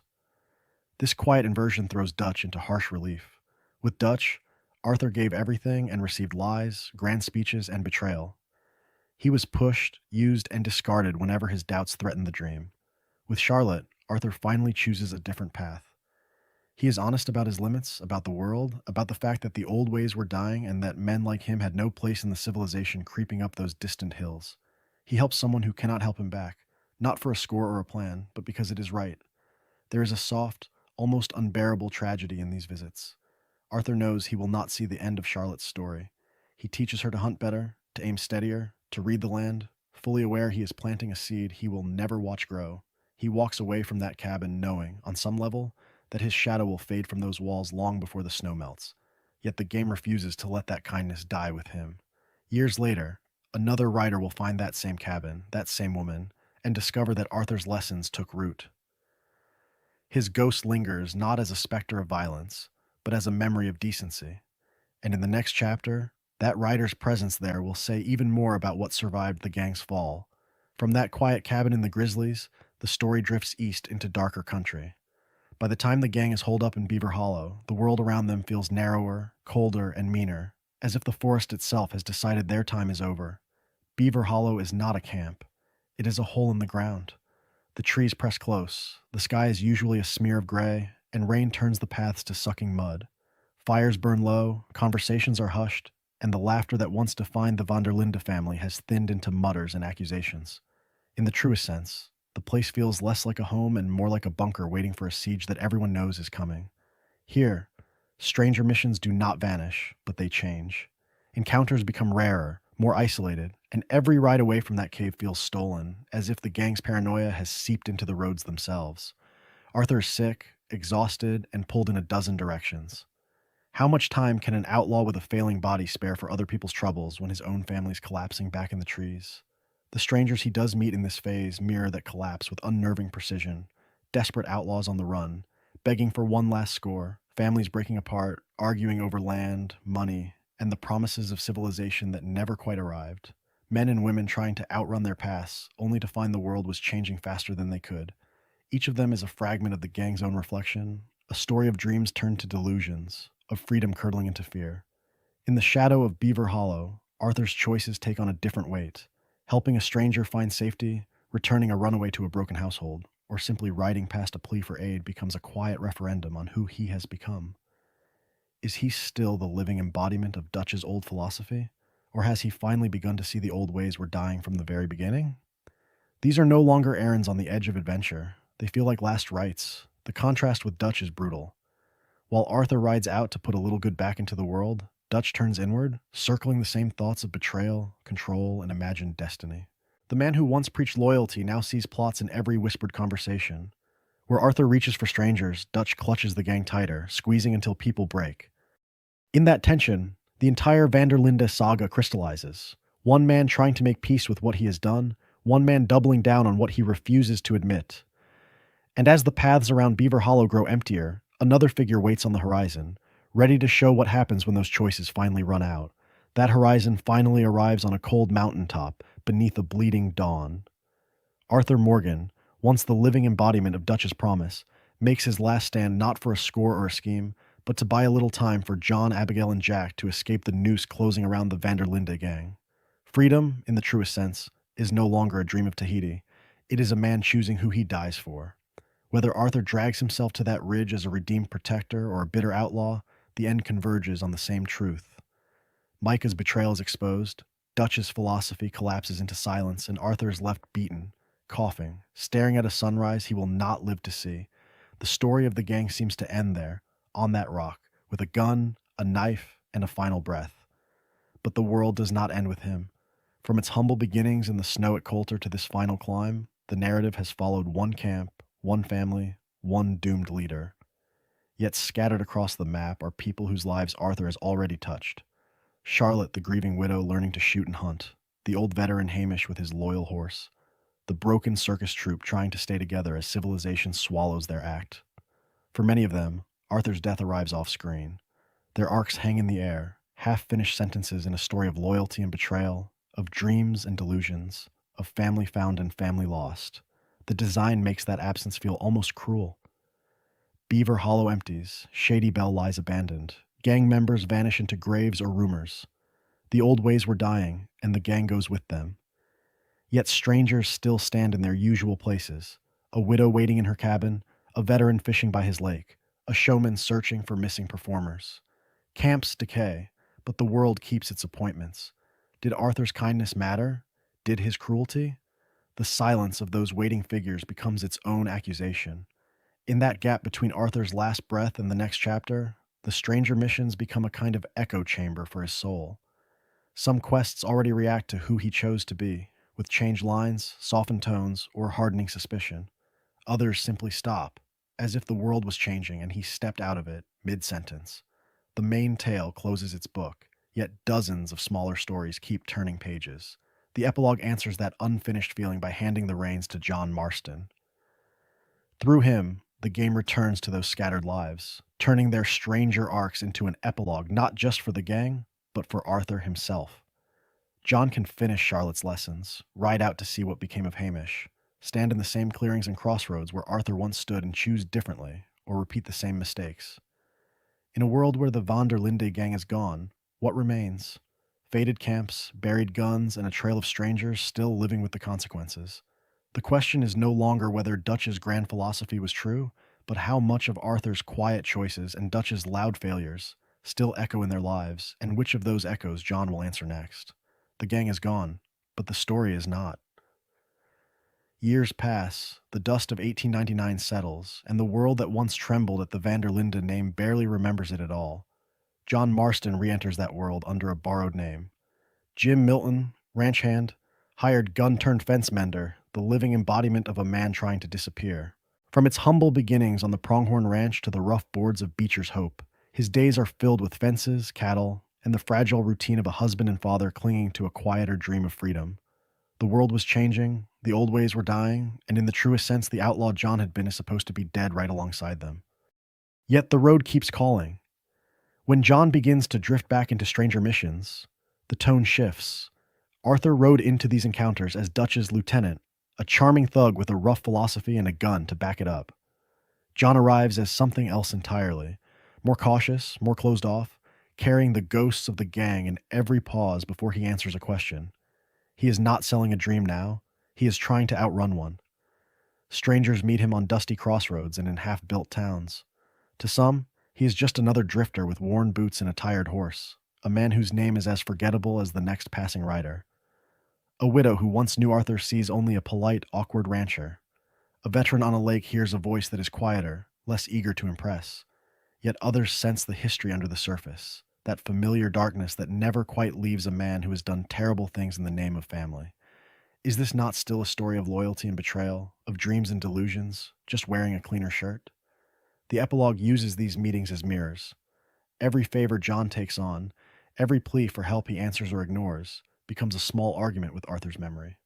Will he chase money and reputation the way Dutch did, turning every stranger into another tool for some grand plan? Or will he honor Arthur's final plea and choose restraint, compassion, and an honesty that civilization rarely rewards? Even the strange man's quiet, knowing appearances in the background feel less like Easter eggs and more like judgment. In these encounters, the perspective flips. The player no longer rides as a gang enforcer collecting debts for a crumbling philosophy, but as a man trying, sometimes failing, to put his wife and son before his own legend. Each stranger is a test. Is John still the outlaw shaped by Dutch, or can he become something smaller, gentler, and ultimately braver? And as those choices accumulate, the road ahead, toward Blackwater, toward 1911, comes into focus, waiting just beyond the next stranger on the horizon. For John, that road doesn't just lead to new strangers. It loops back to a quiet cabin in the Grizzlies, to a story of a widow who once stood on the edge of the world with a rifle she barely knew how to hold. When John rides up to Charlotte's homestead in the epilogue, the change is immediate. The garden is fuller, the house is tidier, the woman on the porch is no longer shaking from hunger and grief. Charlotte is still alone, still carving out a life against the wind and snow, but she is no longer helpless. From its humble beginnings as a place of mourning, the cabin has become something else, the living embodiment of survival without cruelty. Their first conversation carries a strange, ghostly weight. Charlotte greets John cautiously, then warmly, offering food, conversation, a chair at the table. She moves with a confidence that did not exist when Arthur first met her, cooking without burning the meal, handling a rifle without flinching. In the truest sense, the lessons are still in the room even though the teacher is gone. Then, almost casually, she mentions him, a man who helped her learn to shoot, to hunt, to live, a man who rode in out of nowhere and refused payment, who told her to keep going when the world was changing and her old life had already died. She speaks of Arthur as a kind stranger, a passing grace, never realizing that the quiet rancher across the table once rode beside him as an outlaw brother. The scene becomes a memorial without a grave, a eulogy spoken by someone who does not know she is giving one. For John, it is a reckoning. He sits in the shadow of a man he once resented, the surrogate brother who mocked his absences, doubted his loyalty, and then died trying to save his family. Dutch filled John's head with dreams of freedom and philosophy, of grand gestures against civilization, but what did Dutch leave behind? A trail of bodies, an echo of speeches, a legend rotting in the mountains. Arthur, the supposed lost soul, left behind a woman who can now feed herself, defend herself, and speak kindly of the world instead of cursing it. In that contrast lies the quiet verdict on the entire Vanderlinde saga. Dutch's dream burned bright and ended in a hail of bullets. Arthur's small, compassionate choices linger in a single cabin, in a single life, in a single meal shared with a man trying to change. Which legacy truly matters when the old ways were dying? Charlotte's growth proves that not every victory is loud, not every redemption is written in blood. Her story shows that an idealistic act of simple kindness can outlast the most elaborate robbery or revolutionary speech, that a lone widow in the snow can carry more of Arthur's honor than all of Dutch's surviving followers combined. By the time John leaves, the cabin stands as one of the most powerful payoffs in all Stranger lore, a side quest that becomes a eulogy without ever saying the word, a reminder that the gang's greatest inheritance is not money or infamy, but the quiet possibility that someone can build a better life after the gun smoke clears. But if Charlotte is Arthur's gentlest echo, another stranger in a bowler hat will test whether that echo can survive what comes next. If Charlotte is the gentlest proof that Arthur's influence can nurture life, then Hamish Sinclair is the reminder that some legacies are carried forward in silence. By the epilogue, the old veteran is gone, his laughter and war stories swallowed by the hills of O'Craig's Run. Yet his presence lingers in the most tangible way possible, through Buell, the living embodiment of a promise Arthur chose to keep. From its humble beginnings, Hamish's Stranger line was a story of two damaged men and one stubborn horse, a one-legged soldier who refused to quit, and an outlaw whose honor was trying to claw its way out from under years of blood. When Hamish fell in that last hunt, bleeding out in the grass, Arthur did what Dutch never could. He stayed. He listened. He accepted responsibility for something that did not benefit the gang, did not advance a score, did not fit the gang's philosophy of survival through force. He took Buell. By the time John rides in the epilogue, the world was changing and the old ways were dying. The Vanderlinde gang is scattered, the camps are abandoned, and the government's grip tightens around every valley and town. Yet John can still saddle Buell and feel the weight of another man's history under him. Every hoofbeat is a quiet echo of Arthur holding the reins, of Hamish cursing and laughing by the lakeside. In the truest sense, John is literally carried forward by a choice Arthur made about loyalty, respect, and staying with the dying when there is nothing left to gain. When John visits Hamish's old cabin, the contrast is brutal. The door still creaks. The lake still glows at sunset. But there is no veteran calling for help, no legendary beast to track, no shared campfire. The area has become a kind of unmarked grave for a forgotten hero, a place where the war never earned him a statue and the frontier never wrote his name into official history. Who remembers Hamish, except the horse he left behind and the outlaws who briefly shared his fire? For John, that emptiness cuts close. His entire epilogue is a struggle between outlaw reflex and domestic hope, between the dreams of freedom Dutch sold him and the quiet labor of being a husband and father. Everywhere he rides, he is surrounded by ghosts. Arthur, Hosea, Lenny, Hamish, men who died trying to balance family with the gun. Buell becomes a moving memorial to that impossible equation. Every time John reins the horse toward Beecher's Hope instead of toward one more robbery, the game asks a silent question. Can this story end differently? Through Hamish, the Stranger missions reveal a web of inherited responsibilities that outlive the gang's official tale. Not just money or infamy, but memories, cabins, horses, and promises scattered across the map. And as John rides away from that quiet lake, another presence in a bowler hat is waiting to see what he does with all that inheritance. The bowler hat fades into the distance, and the story shrinks. Not into myth or prophecy, but into fence posts, feed bills, and neighbors with problems that will never make the papers. From its humble beginnings as a gunslinger's redemption tale, the epilogue bends into something quieter, a man trying to be useful in a world that no longer fears his name. On Beecher's Hope, John's new life is measured not in bounties or body counts, but in how many boards he can hammer before sundown. Strangers come not as clients for robberies, but as neighboring ranchers, anxious fathers, and small-time troublemakers who need a hand. A rancher asks for help moving cattle before a storm, another needs fences mended after rustlers cut through the posts, a nervous husband begs John to track down a missing relative before the law gets involved. These are not grand gestures, they are chores. Yet in the truest sense, they are also acts of heroism. There is a quiet irony in watching a former outlaw ride out to chase strays back into a pasture instead of robbing a train. Once, the gang crossed states for a single big score. Now John crosses a field to help a neighbor whose entire world is a few dozen head of cattle and a leaky roof. The stakes seem low, yet they are absolute for the people living them. A ruined herd means starvation. A broken fence means losing the only inheritance a family has. This is a story of survival without glory, of freedom reduced to the right to keep one's land and one's dignity. John is awkward in this role. He speaks too bluntly, reaches for threats when reassurance is needed, and handles a post-hole digger with less grace than a revolver. But the neighbors keep calling. They invite him to suppers. They trust him with worries they would never take to the sheriff. They pay him in small wages and, more importantly, in acceptance. Each errand is a tiny vote that Arthur was right. John can change.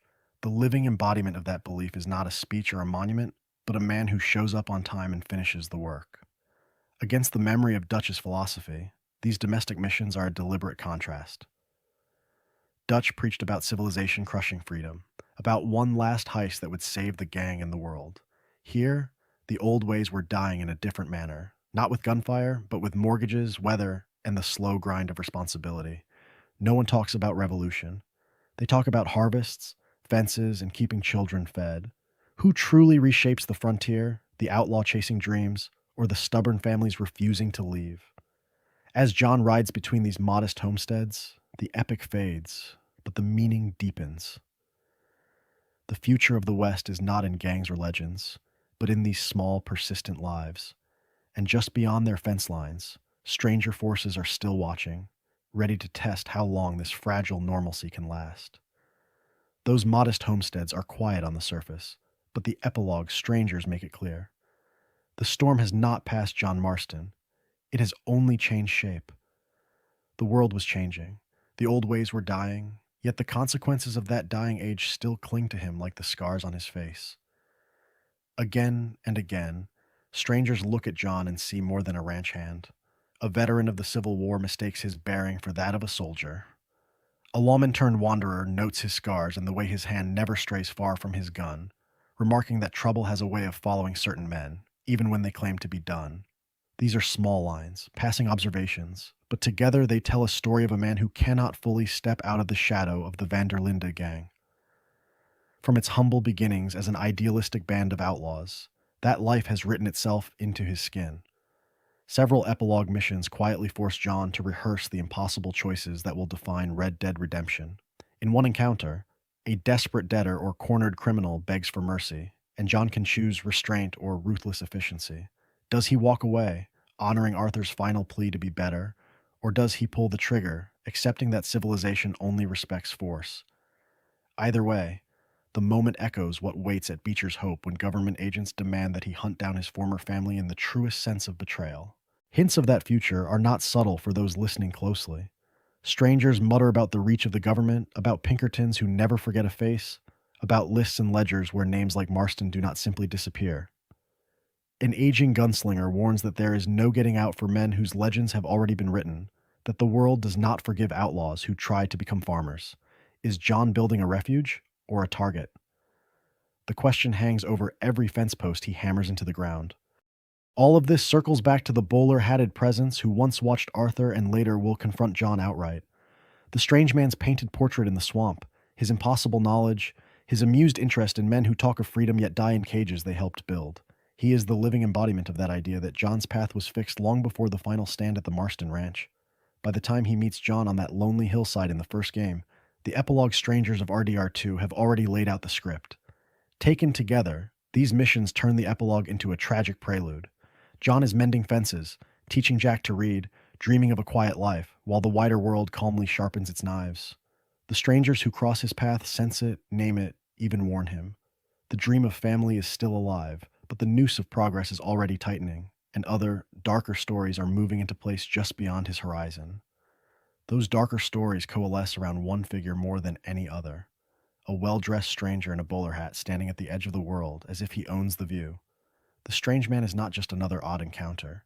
He is the living embodiment of judgment passing quietly through the West. His timeline begins long before John's ranch in a forgotten cabin near Pleasance in 1899. At first, Arthur finds only a half-finished painting of a faceless gentleman and a cryptic journal about covenants, temptation, and broken promises. Return after the gang's early sins at Coulter and Horseshoe Overlook, and the painting darkens, the brushstrokes sharpening as Arthur robs trains, lies to innocence, and helps Dutch push the gang deeper into blood.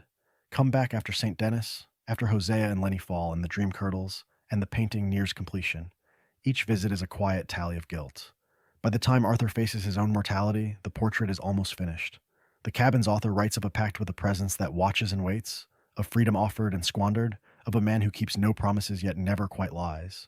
It becomes a story of loyalty and betrayal, of dreams and delusions, of an outlaw family drifting from its humble beginnings into outright damnation. The suggestion is chilling. From the very beginning, something has been watching Dutch's philosophy rise and rot, measuring every broken oath. That cabin is a covenant in reverse. The crosses outside, the obsessive notes about sin and consequence, the sense that each new atrocity by the gang brings the painting closer to lifelike perfection, all point to a being who does not intervene, only records. Temptation is everywhere in Arthur's journey, but the strange man's role is not to push, it is to witness. In the truest sense, he stands where the old ways were dying and simply takes notes. Years later, in 1911, John Marston rides to a lakeside in West Elizabeth and finds the painting walking and talking. The strange man greets him by name, references Dutch, Abigail, and Jack, and needles John about the choices that led him from gang hitman to government hound. Did he do the right thing? Did he betray Dutch or save his family? The stranger never answers. He only hints that John's soul is already accounted for. Across both games, theories bloom. Some see him as the devil, offering Dutch a dream of freedom and then collecting payment in blood. Others read him as death, patient and amused, visiting Arthur's cabin and John's lake with equal calm. A third view casts him as a neutral cosmic accountant of consequence, neither merciful nor cruel, simply balancing the ledger as civilization advances. Whatever his true nature, his presence turns stranger missions into exhibits in a trial. Every kindness Arthur shows, every cruelty John commits, becomes evidence. And somewhere, that faceless painting is still hanging, waiting for one last brushstroke no one has seen yet. If the strange man is the silent judge, then the world itself becomes the witness stand. Out on the rails at night, in the fog between towns, the game begins to whisper about ghosts, curses, and trains that should not exist. From its humble beginnings, the railroad was sold as progress, as freedom made of iron and steam. Yet in this world, the tracks also carry a story of fear. Writers speak of a ghost train materializing on the Heartland's line, a full locomotive blazing with pale light, racing through the dark with no engineer and no sound of wheels on steel. It does not collide, it does not derail, it simply passes through, a moving gravestone for every soul crushed under the march of civilization. What is that? If not the memory of massacres and accidents the company never paid for turned into a spectral timetable no one controls? The haunted places on land tell the same tale. A crumbling house near roads, its windows boarded, still breathes at night with creaks, footsteps, and doors that close without hands. A mansion in Lemoyne, gutted by war and rot, seems to hold on to the silhouettes of soldiers and servants who never left. In the truest sense, these are not jump scares. They are stains. The player wanders through children's toys left in halls, bullet holes in plaster, blood long scrubbed from floors, and the sound design does the rest. The house itself becomes a lost soul, unable to accept that the world was changing without it. Behind the superstition, there is always a crime. The night folk in the bayou, the merfrey brood in the caves, the lynching trees and burned-out churches that dot the South, all feel like urban legends given flesh. People blame monsters for disappearances, for screams in the swamp, for riders vanishing on back roads, because admitting that human beings did these things in cold blood would shatter what little faith remains in order. So the stories grow, ghosts on the rails, witches in the woods, demons in the hills. In that light, the Vanderlinde gang's saga is already becoming folklore before it ends. To the newspapers, they are devils. To the poor families they sometimes help, they are avenging angels. To bounty hunters, they are prey. When civilization finally buries them, what will remain? Campfire tales of Dutch as a horned outlaw king, of Arthur as a wandering spirit on a tired gray horse, of John as the man cursed to outlive his family and philosophy both. These supernatural threads sit beside the strange man's visits and the UFOs over Hani's Bethel as part of one vast tapestry, a story of loyalty and betrayal, of dreams and delusions, of a world trying to judge itself. The living embodiment of that judgment is not just one stranger, but an entire haunted landscape, hinting that there are forces at work beyond lawmen, beyond gang codes, perhaps beyond God. And somewhere out there, under the same sky, other strangers are still trying to carve meaning out of that darkness. But not every shadow on that frontier is terrifying. Some are ridiculous. In a world drowning in blood and regret, the game suddenly hands over a drunkard, a braggart, or a walking disaster, and lets the player breathe for a moment, laughing in the dark so the tragedy does not turn numb. From its humble beginnings, this is also a story of fools. Take the hopelessly drunk stranger in Valentine, staggering through the mud, insisting he is fine as he faceplants into a horse trough. Arthur, the hardened outlaw, becomes an unwilling shepherd, guiding this man through town while chaos blossoms around them. Barrels topple, townsfolk shout, and the mission plays almost in slow motion, a slapstick ballet set against the knowledge that outside the street, Pinkertons are closing in and the old ways were dying. There is the overconfident duelist, preening on the roadside, claiming legendary skill. He talks big, poses bigger, and then manages to shoot himself in the foot, in the truest sense, while trying to demonstrate his technique. The scene is absurd, but it is not empty. Here stands a man who built his entire identity on a talent the new century no longer needs, still clinging to a fantasy of frontier glory as civilization rolls in with railroads and cameras and newspapers that will never print his name. Hunters and would-be frontiersmen repeat the pattern. The overzealous big-game hunter who cannot track a rabbit without Arthur's help, the self-proclaimed survival expert who panics at the first sign of danger, all of them are the living embodiment of a dream that has already passed. They are people out of their depth in a changing world, holding tight to outdated skills, outdated legends, outdated notions of what freedom even means. These missions land as pure comedy on the surface. An exploding rifle here, a pratfall into a swamp there, dialogue so exaggerated it borders on parody. Yet their placement is careful. A disastrous duel appears after a brutal shootout. A drunken escort follows a family torn apart. Just when the main story threatens to become an unbroken dirge of loss and betrayal, a fool wanders in and forces a different rhythm. Is it really an accident that some of the loudest laughs arrive right before the darkest chapters? In that pattern, the game reveals a quiet philosophy of pacing. Humor becomes a pressure valve, releasing just enough tension to keep the heart receptive. If every moment were Hosea's death or Arthur's illness, the audience would shut down. Instead, these lovable disasters make the world feel worth saving, even as the Vanderlinde gang helps destroy it. Each clown on the roadside, each lost soul bragging about a future that will never come, reminds the player that this world is full, fragile, and human, which makes the next betrayal, the next burned camp or ruined town cut that much deeper and sets the stage for strangers whose stories will not end in laughter at all. But not every stranger on the roadside is a joke, or a dreamer selling a future that will never arrive. Ride north into Roanoke Ridge, into the dripping pines and fog-choked hollows, and the tone of the world changes. The laughter dies. The land itself feels abandoned, as if civilization simply stopped at the county line and never bothered to come back. Here, the Murphy brood rule the hills. Their territory is a patchwork of rotting shacks, half-collapsed mine entrances, and caves slick with moss and smoke.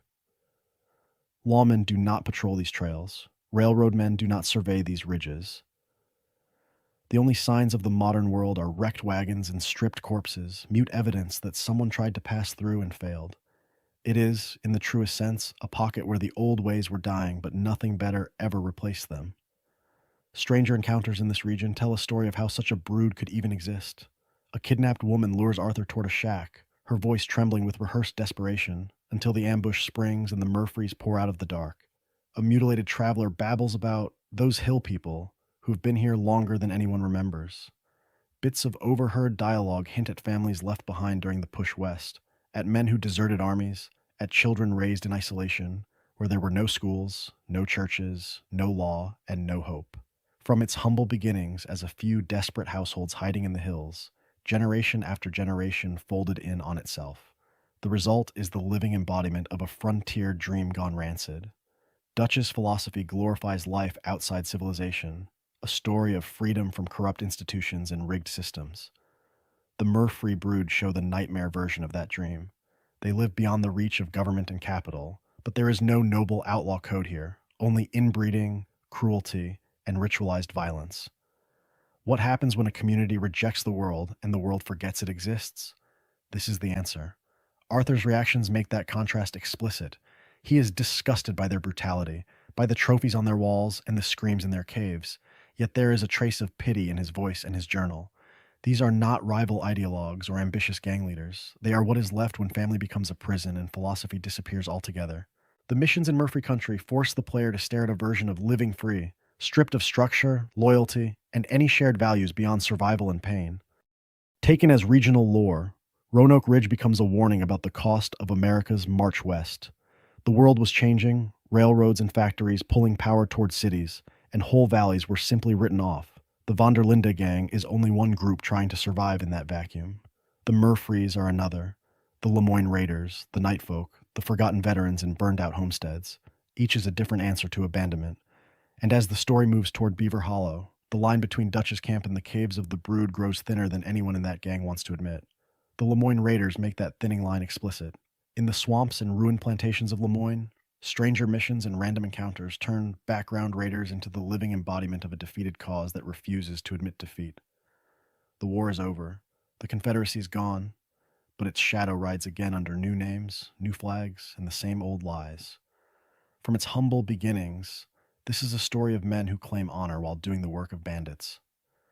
Arthur stumbles on ex-Confederates guarding hidden weapons caches, muttering about the government stealing what is theirs. He hears them in crossroads, ambushes, and smoky backrooms, toasting the South and our freedom as they shake down travelers and plan raids on federal supply lines. They talk about heritage, about resistance, about defending their home.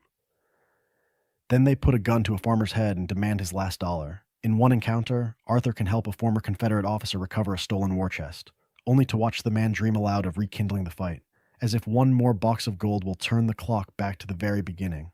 In others, raiders stop trains and wagons, shouting that the Union is the real bandit, that they are patriots forced into crime. The irony is brutal. Men who lost a war for slavery now claim to be victims of tyranny while they lynch and terrorize the powerless. Their rhetoric echoes Dutch's almost word for word. The world was changing, the old ways were dying, and both Dutch and the Raiders insist that change is corruption, that civilization itself is an enemy.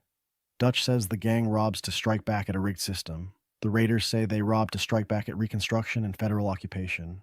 Both cling to a philosophy of resistance that conveniently excuses whatever violence they already wanted to commit. Arthur's reactions become a mirror held up to his own camp. Sometimes he mocks them, calling out their lost cause delusions, shooting down speeches about honor with a tired, bitter drawl. Sometimes, standing in a burned-out plantation house or a graveyard of rusted cannons, he shows a reluctant understanding, recognizing fellow lost souls who do not know how to live in peacetime. But every time he sees a raider pistol whip a civilian while shouting about glory, the question grows louder. Is the Vanderlinde gang really any different? These stranger threads turn regional color into a pattern that stretches across the whole story. Defeated powers reinvent themselves as noble martyrs, claim persecution, and then keep right on harming the vulnerable. The Confederates become raiders, the raiders become common outlaws. Dutch's revolutionaries drift toward the same fate. And as the gang sinks toward Beaver Hollow, the question is no longer whether they resemble the Lemoyne Raiders, but who will be there, years later, telling their tale as if it were a lost golden age. And in the truest sense, someone will. Just not in the way Dutch imagines. And in the shadows of that imagined golden age, other storytellers are already at work. Not Pinkertons or politicians, but whisperers and watchmen, men and women who believe the world is secretly ruled by hidden hands. From its humble beginnings in the back alleys of St. Denis to the lonely hills of New Hanover, Red Dead Redemption 2 scatters traces of cults and secret orders that never step onto the main stage, yet haunt the edges of the gang's story. Strange symbols carved into rocks, coded messages on church walls, locked doors beneath respectable streets, all hint at a civilization where the old ways were dying, and people clung to new, darker faiths to explain the chaos. In St. Denis, cryptic chalk markings and a sealed iron door suggest an underground society meeting beneath the city, a hidden order that watches the march of progress from below. Out in the heartlands, a burned-out cabin hides a mass suicide and a letter promising salvation aboard a passing vessel in the sky, tying into the eerie UFO visitations that reward those who read between the lines. Even the ghost trains and spectral lights in the swamps feel connected, as if the land itself is sending messages only the desperate can hear. These groups promise power, knowledge, or escape. The cult in the cabin dies believing they will ascend to a better world. The secret society in St. Denis offers its members influence in this one. Both demand the same thing: loyalty and obedience to a philosophy that cannot be questioned. In the truest sense, they are reflections of Dutch's own sermons around the campfire, dressed in different costumes but chasing the same dream of control in a world slipping away. The parallels run deep. Each circle has a charismatic voice at its center, an inner ring of the trusted, and an outer ring of followers who never see the full design. Betrayal is always one confession away. Exposure is always one loose tongue from disaster. The Vanderlinde gang, the Lemoyne Raiders, the Saint Denis conspirators, all are the living embodiment of that fragile balance between faith and fear, between outlaw freedom and the invisible cages built by belief.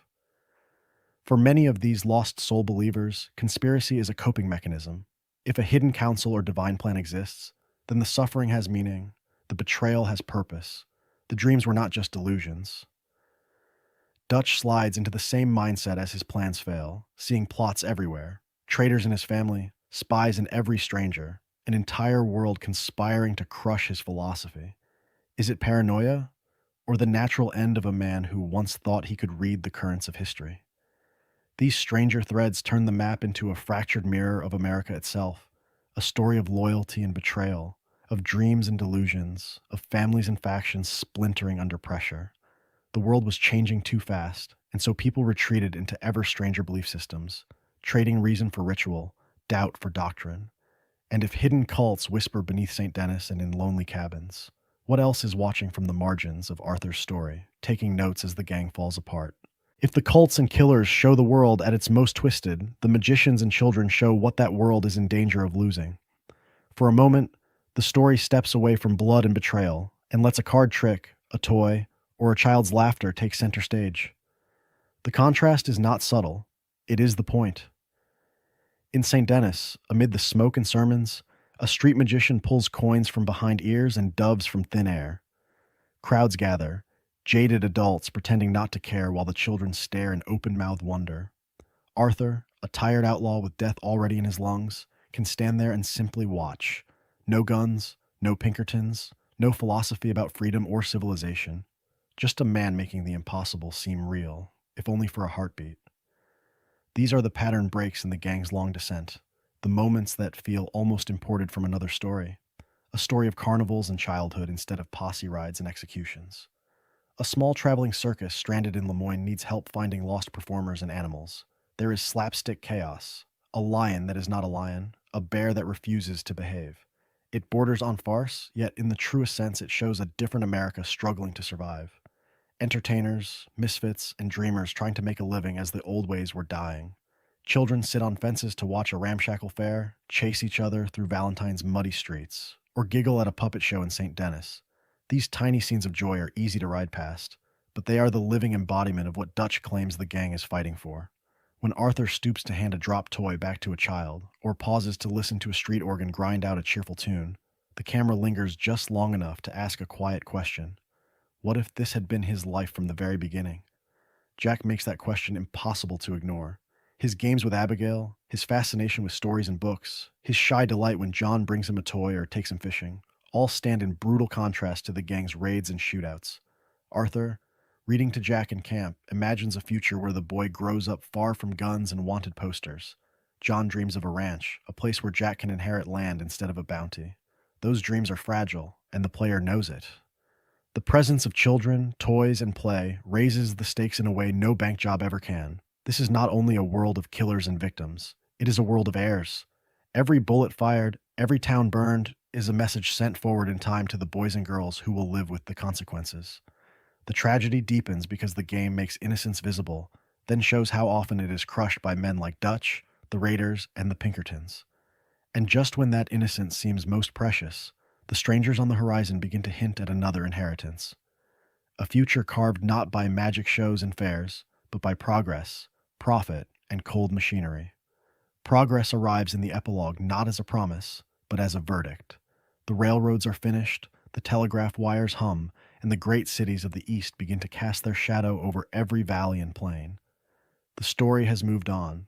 The frontier that Dutch romanticized is now fenced, surveyed, and mortgaged. Across New Austin and West Elizabeth, the world was changing in ways that make the Vanderlinde dream feel almost quaint. Blackwater thrives, St. Denis booms, and even sleepy towns such as Armadillo and Tumbleweed are being dragged toward civilization by banks, rail companies, and government offices. Outlaws are no longer legends in the making. They are either dead, rotting in prisons, or domesticated into hired guns standing guard over somebody else's property. In this new order, stranger missions become a map of power.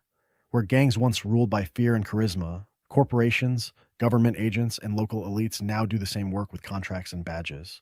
A railroad executive hiring John to clear out squatters, a ranch foreman paying him to intimidate rivals, or a politician's man using him for quiet violence. Each is a story of how the old ways were dying while the methods of control remained. The faces change, the leverage does not. At the same time, the epilogue is crowded with those who adapt. Homesteaders such as Charlotte, Immigrants building farms on harsh land, and small time entrepreneurs trying to turn dust into profit are the living embodiment of the New West. Their missions show progress not as pure triumph, but as fragile, back-breaking effort.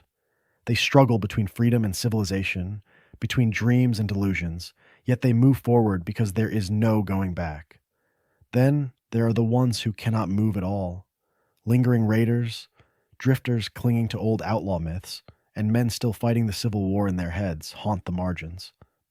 They ambush travelers, raid isolated homes, or drink themselves into oblivion under burned-out forts. Each encounter feels less heroic and more pathetic, a reminder from the very beginning that the age of the gunman ends not with glory, but with slow irrelevance. John stands between these worlds. To the strangers he meets, he is a farmhand, a hired hand, a man trying to be respectable. Yet every time someone asks for a gun, they look at him a moment too long. His skills are both useful and dangerous, both salvation and threat. Is he a worker in this new economy, or just an outlaw on temporary parole from history? In the truest sense, the stranger layer in the epilogue previews the entire philosophy of Red Dead Redemption. By the time the first game begins, that layer becomes the main story. Government agents, corporate interests, and local powers pulling John across the map as just another expendable tool. From its humble beginnings as background flavor, the strangers of RDR2 quietly reveal that the saga was never only about one gang. It was always about a world that no longer needs men like John, yet still cannot stop using them. That world did not just move on from the Vanderlinde gang. It remembered them, twisted them, and in the mouths of strangers turned their bloody trail into a story of legend, grievance, and half-truth. By the time John wanders through the epilogue, the name Dutch hangs in the air as rumor more than reality. A Rhodes deputy mutters about the Blackwater massacre, repeating secondhand tales of a ferry full of bodies and a gang that vanished into the snow. Train passengers gossip about a philosopher outlaw who robbed rich men in St. Denis and quoted books while waving a gun. None of them know the details from the very beginning. They only know the outline: a notorious band, a failed robbery, a ghost that still haunts the tracks. Others remember with less distance and far less romance. A homesteader near Ansburg, his house half burned and his family gone, talks about raiders and bandits who swept through in the chaos after the gang's big scores. A ranch hand near Blackwater recalls a cousin killed when a train was held up. His body never recovered, only a pocket watch sent home in a blood-stained parcel. These people have no patience for Dutch's speeches about freedom or civilization. For them, the gang is not a symbol, it is a wound. Yet even as those wounds fester, the myth grows. In Valentine and Armadillo, drifters trade stories of Arthur Morgan as if he were a folk hero, a man who took from the rich and vanished before the Pinkertons could catch him. Some swear he spared the poor, others insist he shot lawmen with a smile, and none of them care which version is true. The gang becomes the living embodiment of the frontier fantasy, fearless, untouchable, answerable to no one. Who bothers to count the dead when the tale sounds this good? This fractured memory mirrors real history in the truest sense. Notorious figures are sanded down into campfire stories, their contradictions erased, their victims forgotten. Dutch's lofty philosophy is reduced to a punchline about a madman on a rooftop. Hosea's idealistic dreams of a quieter life vanish entirely. But the burned homestead, the widow forced to remarry or starve, the child who grows up hating the very idea of outlaw freedom, those are the quiet consequences that never reach the dime novels. Across these stranger missions, a pattern emerges. The gang's greatest impact is not on official records or grand narratives. It is on the ordinary lives they pass through and often shatter, on the lost soul who never learns why their father never came home, on the town that still locks its doors early because once, years ago, Dutch promised the world was changing. And the most unsettling part? In the next set of strangers, the legend grows even larger, while the truth slips further away. Because taken together, the stranger missions are not just diversions on the edges of the map. They are a story of what Dutch's philosophy actually does when it leaks out into the wider world. One ruined life, one broken promise at a time. Honor is the first thread that binds them. From the very beginning, Arthur's encounters with strangers test not his aim, but his conscience. Help Charlotte in the Grizzlies, and he becomes a quiet teacher, showing her how to shoot, how to hunt, how to stand on her own when the old ways were dying around her. Abandon her, and her homestead becomes another silent grave in the snow. Rescue the veteran Hamish and share his last hunt, or leave him alone with his ghosts. Even the serial killer's American Dreams trail, with its mutilated corpses and taunting clues, forces Arthur to stand against a darkness that has nothing to do with the gang's survival. In the truest sense, These missions reveal who Arthur is when no one from camp is watching. By the epilogue, those same patterns wrap around John. He visits Charlotte again, this time as a husband and father trying to live up to the memory of a man who once taught him how to be better. He helps the traveling circus, not for profit, but to keep a fragile little family together. John's honor is not born in the main plot. It is tested in these quiet crossroads where he can choose to echo Arthur's compassion or slide back into the easy cruelty of an outlaw. What is redemption, if not 100 small decisions made far from the spotlight? Running beneath that moral current is the relentless march of progress.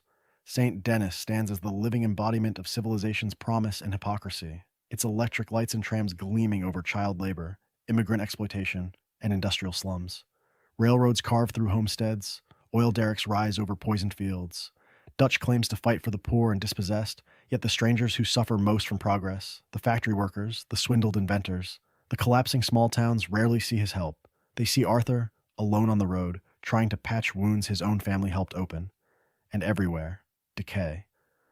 Lemoyne's ruined plantations and forgotten battlefields, the night folk stalking through haunted swamps, the Murphy brood squatting in the carcass of Shady Bell, veterans drinking away their medals beside abandoned camps.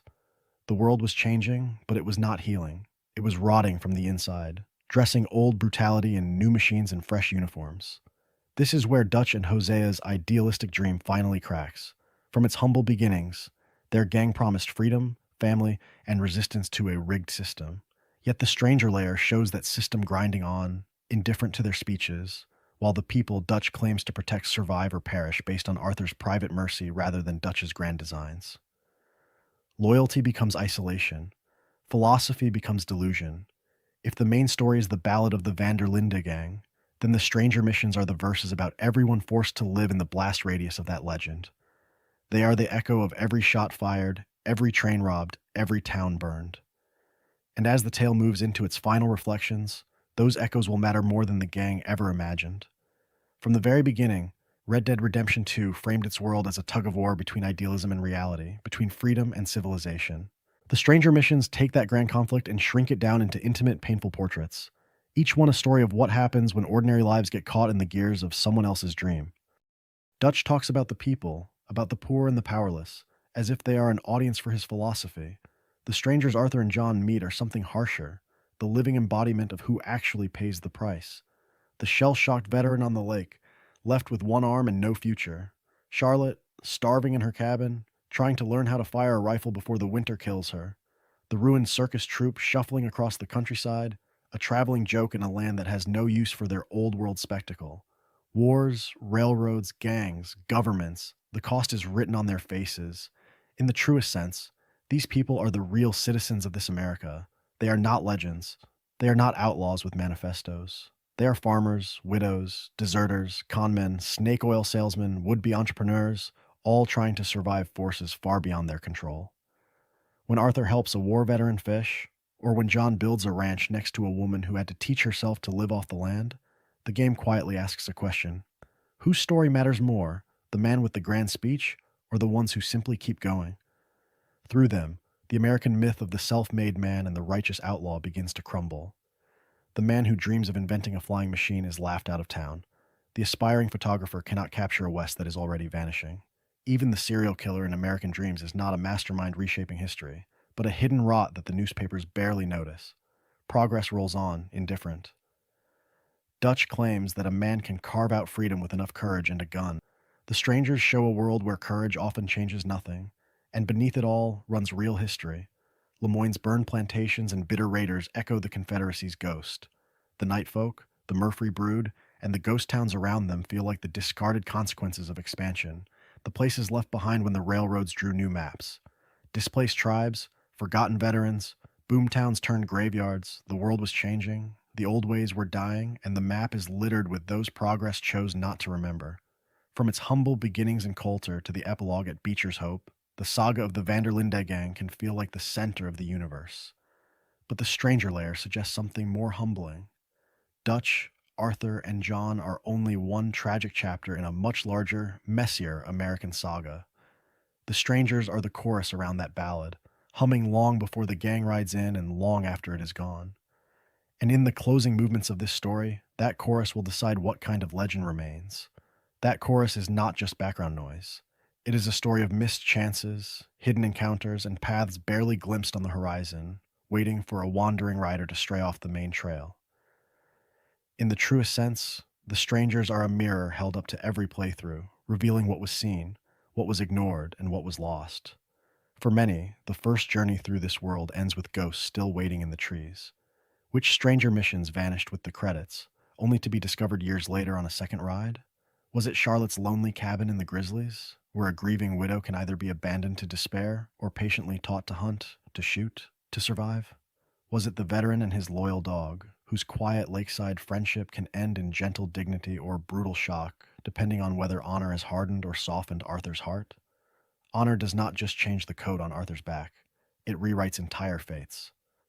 A high honor Arthur leaves behind different final words, different letters, different tones in the voices of those he helps or harms. Some strangers live or die by that unseen ledger. A beggar in St. Denis might remember generosity or cruelty. A preacher, a swindler, a lost soul at the side of the road will speak to a saint very differently than to a butcher. How many of those small verdicts were even noticed the first time the gang rode through, drunk on dreams of freedom and easy money? And then there are the mysteries that refuse to sit still on the page. The strange man in his bowler hat, watching John from the shadows of the epilogue, seems to know too much about Dutch, about John, about the future. Is he a demon, an angel, or simply the living embodiment of consequence in a world where the old ways were dying? The UFOs above the lonely shack, the ghost train in Lemoyne, the American Dreams serial killer whose work still stains the map after the case is done, are these hauntings meant to be literal? Or are they the game's philosophy whispering that civilization brings its own horrors?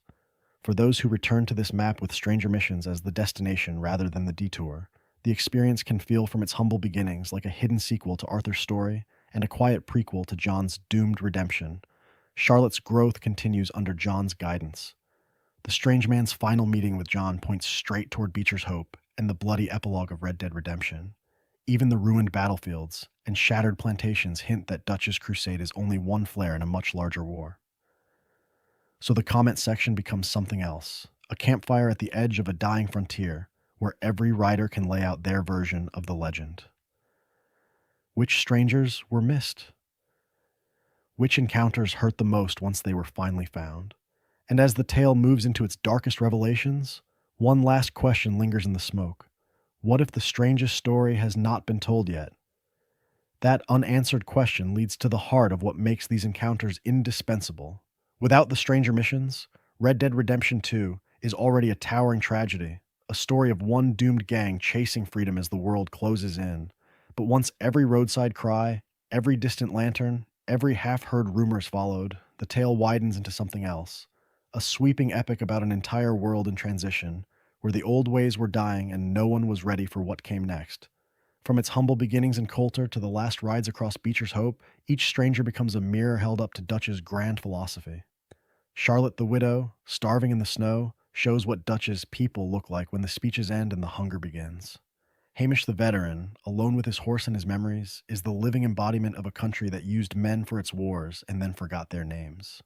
The American Dreams killer turns Dutch's talk of necessary violence into a grotesque echo, a world where murder is no longer rebellion, only ritual.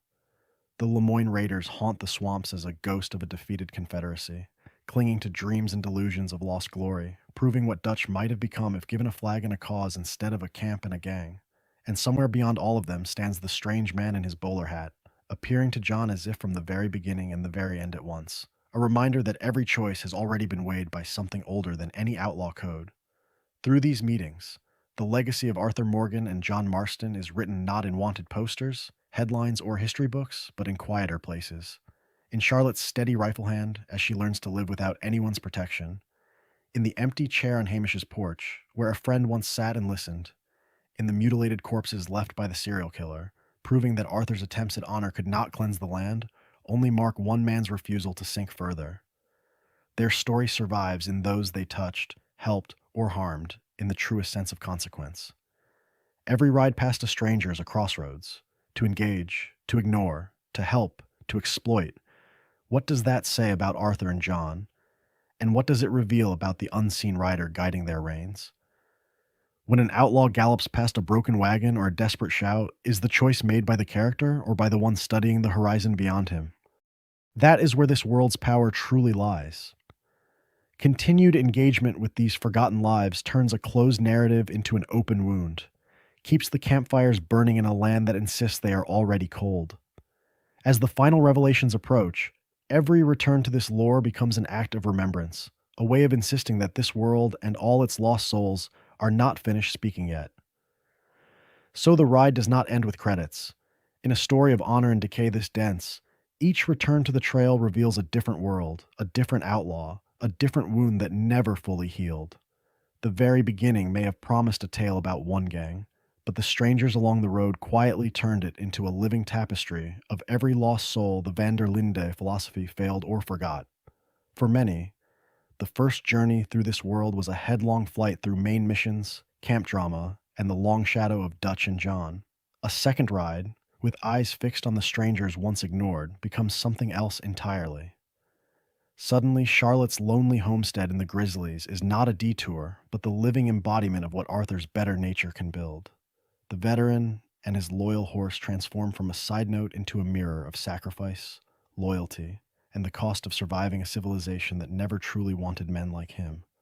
On a replay that seeks them out, these encounters reshape the legend from its humble beginnings.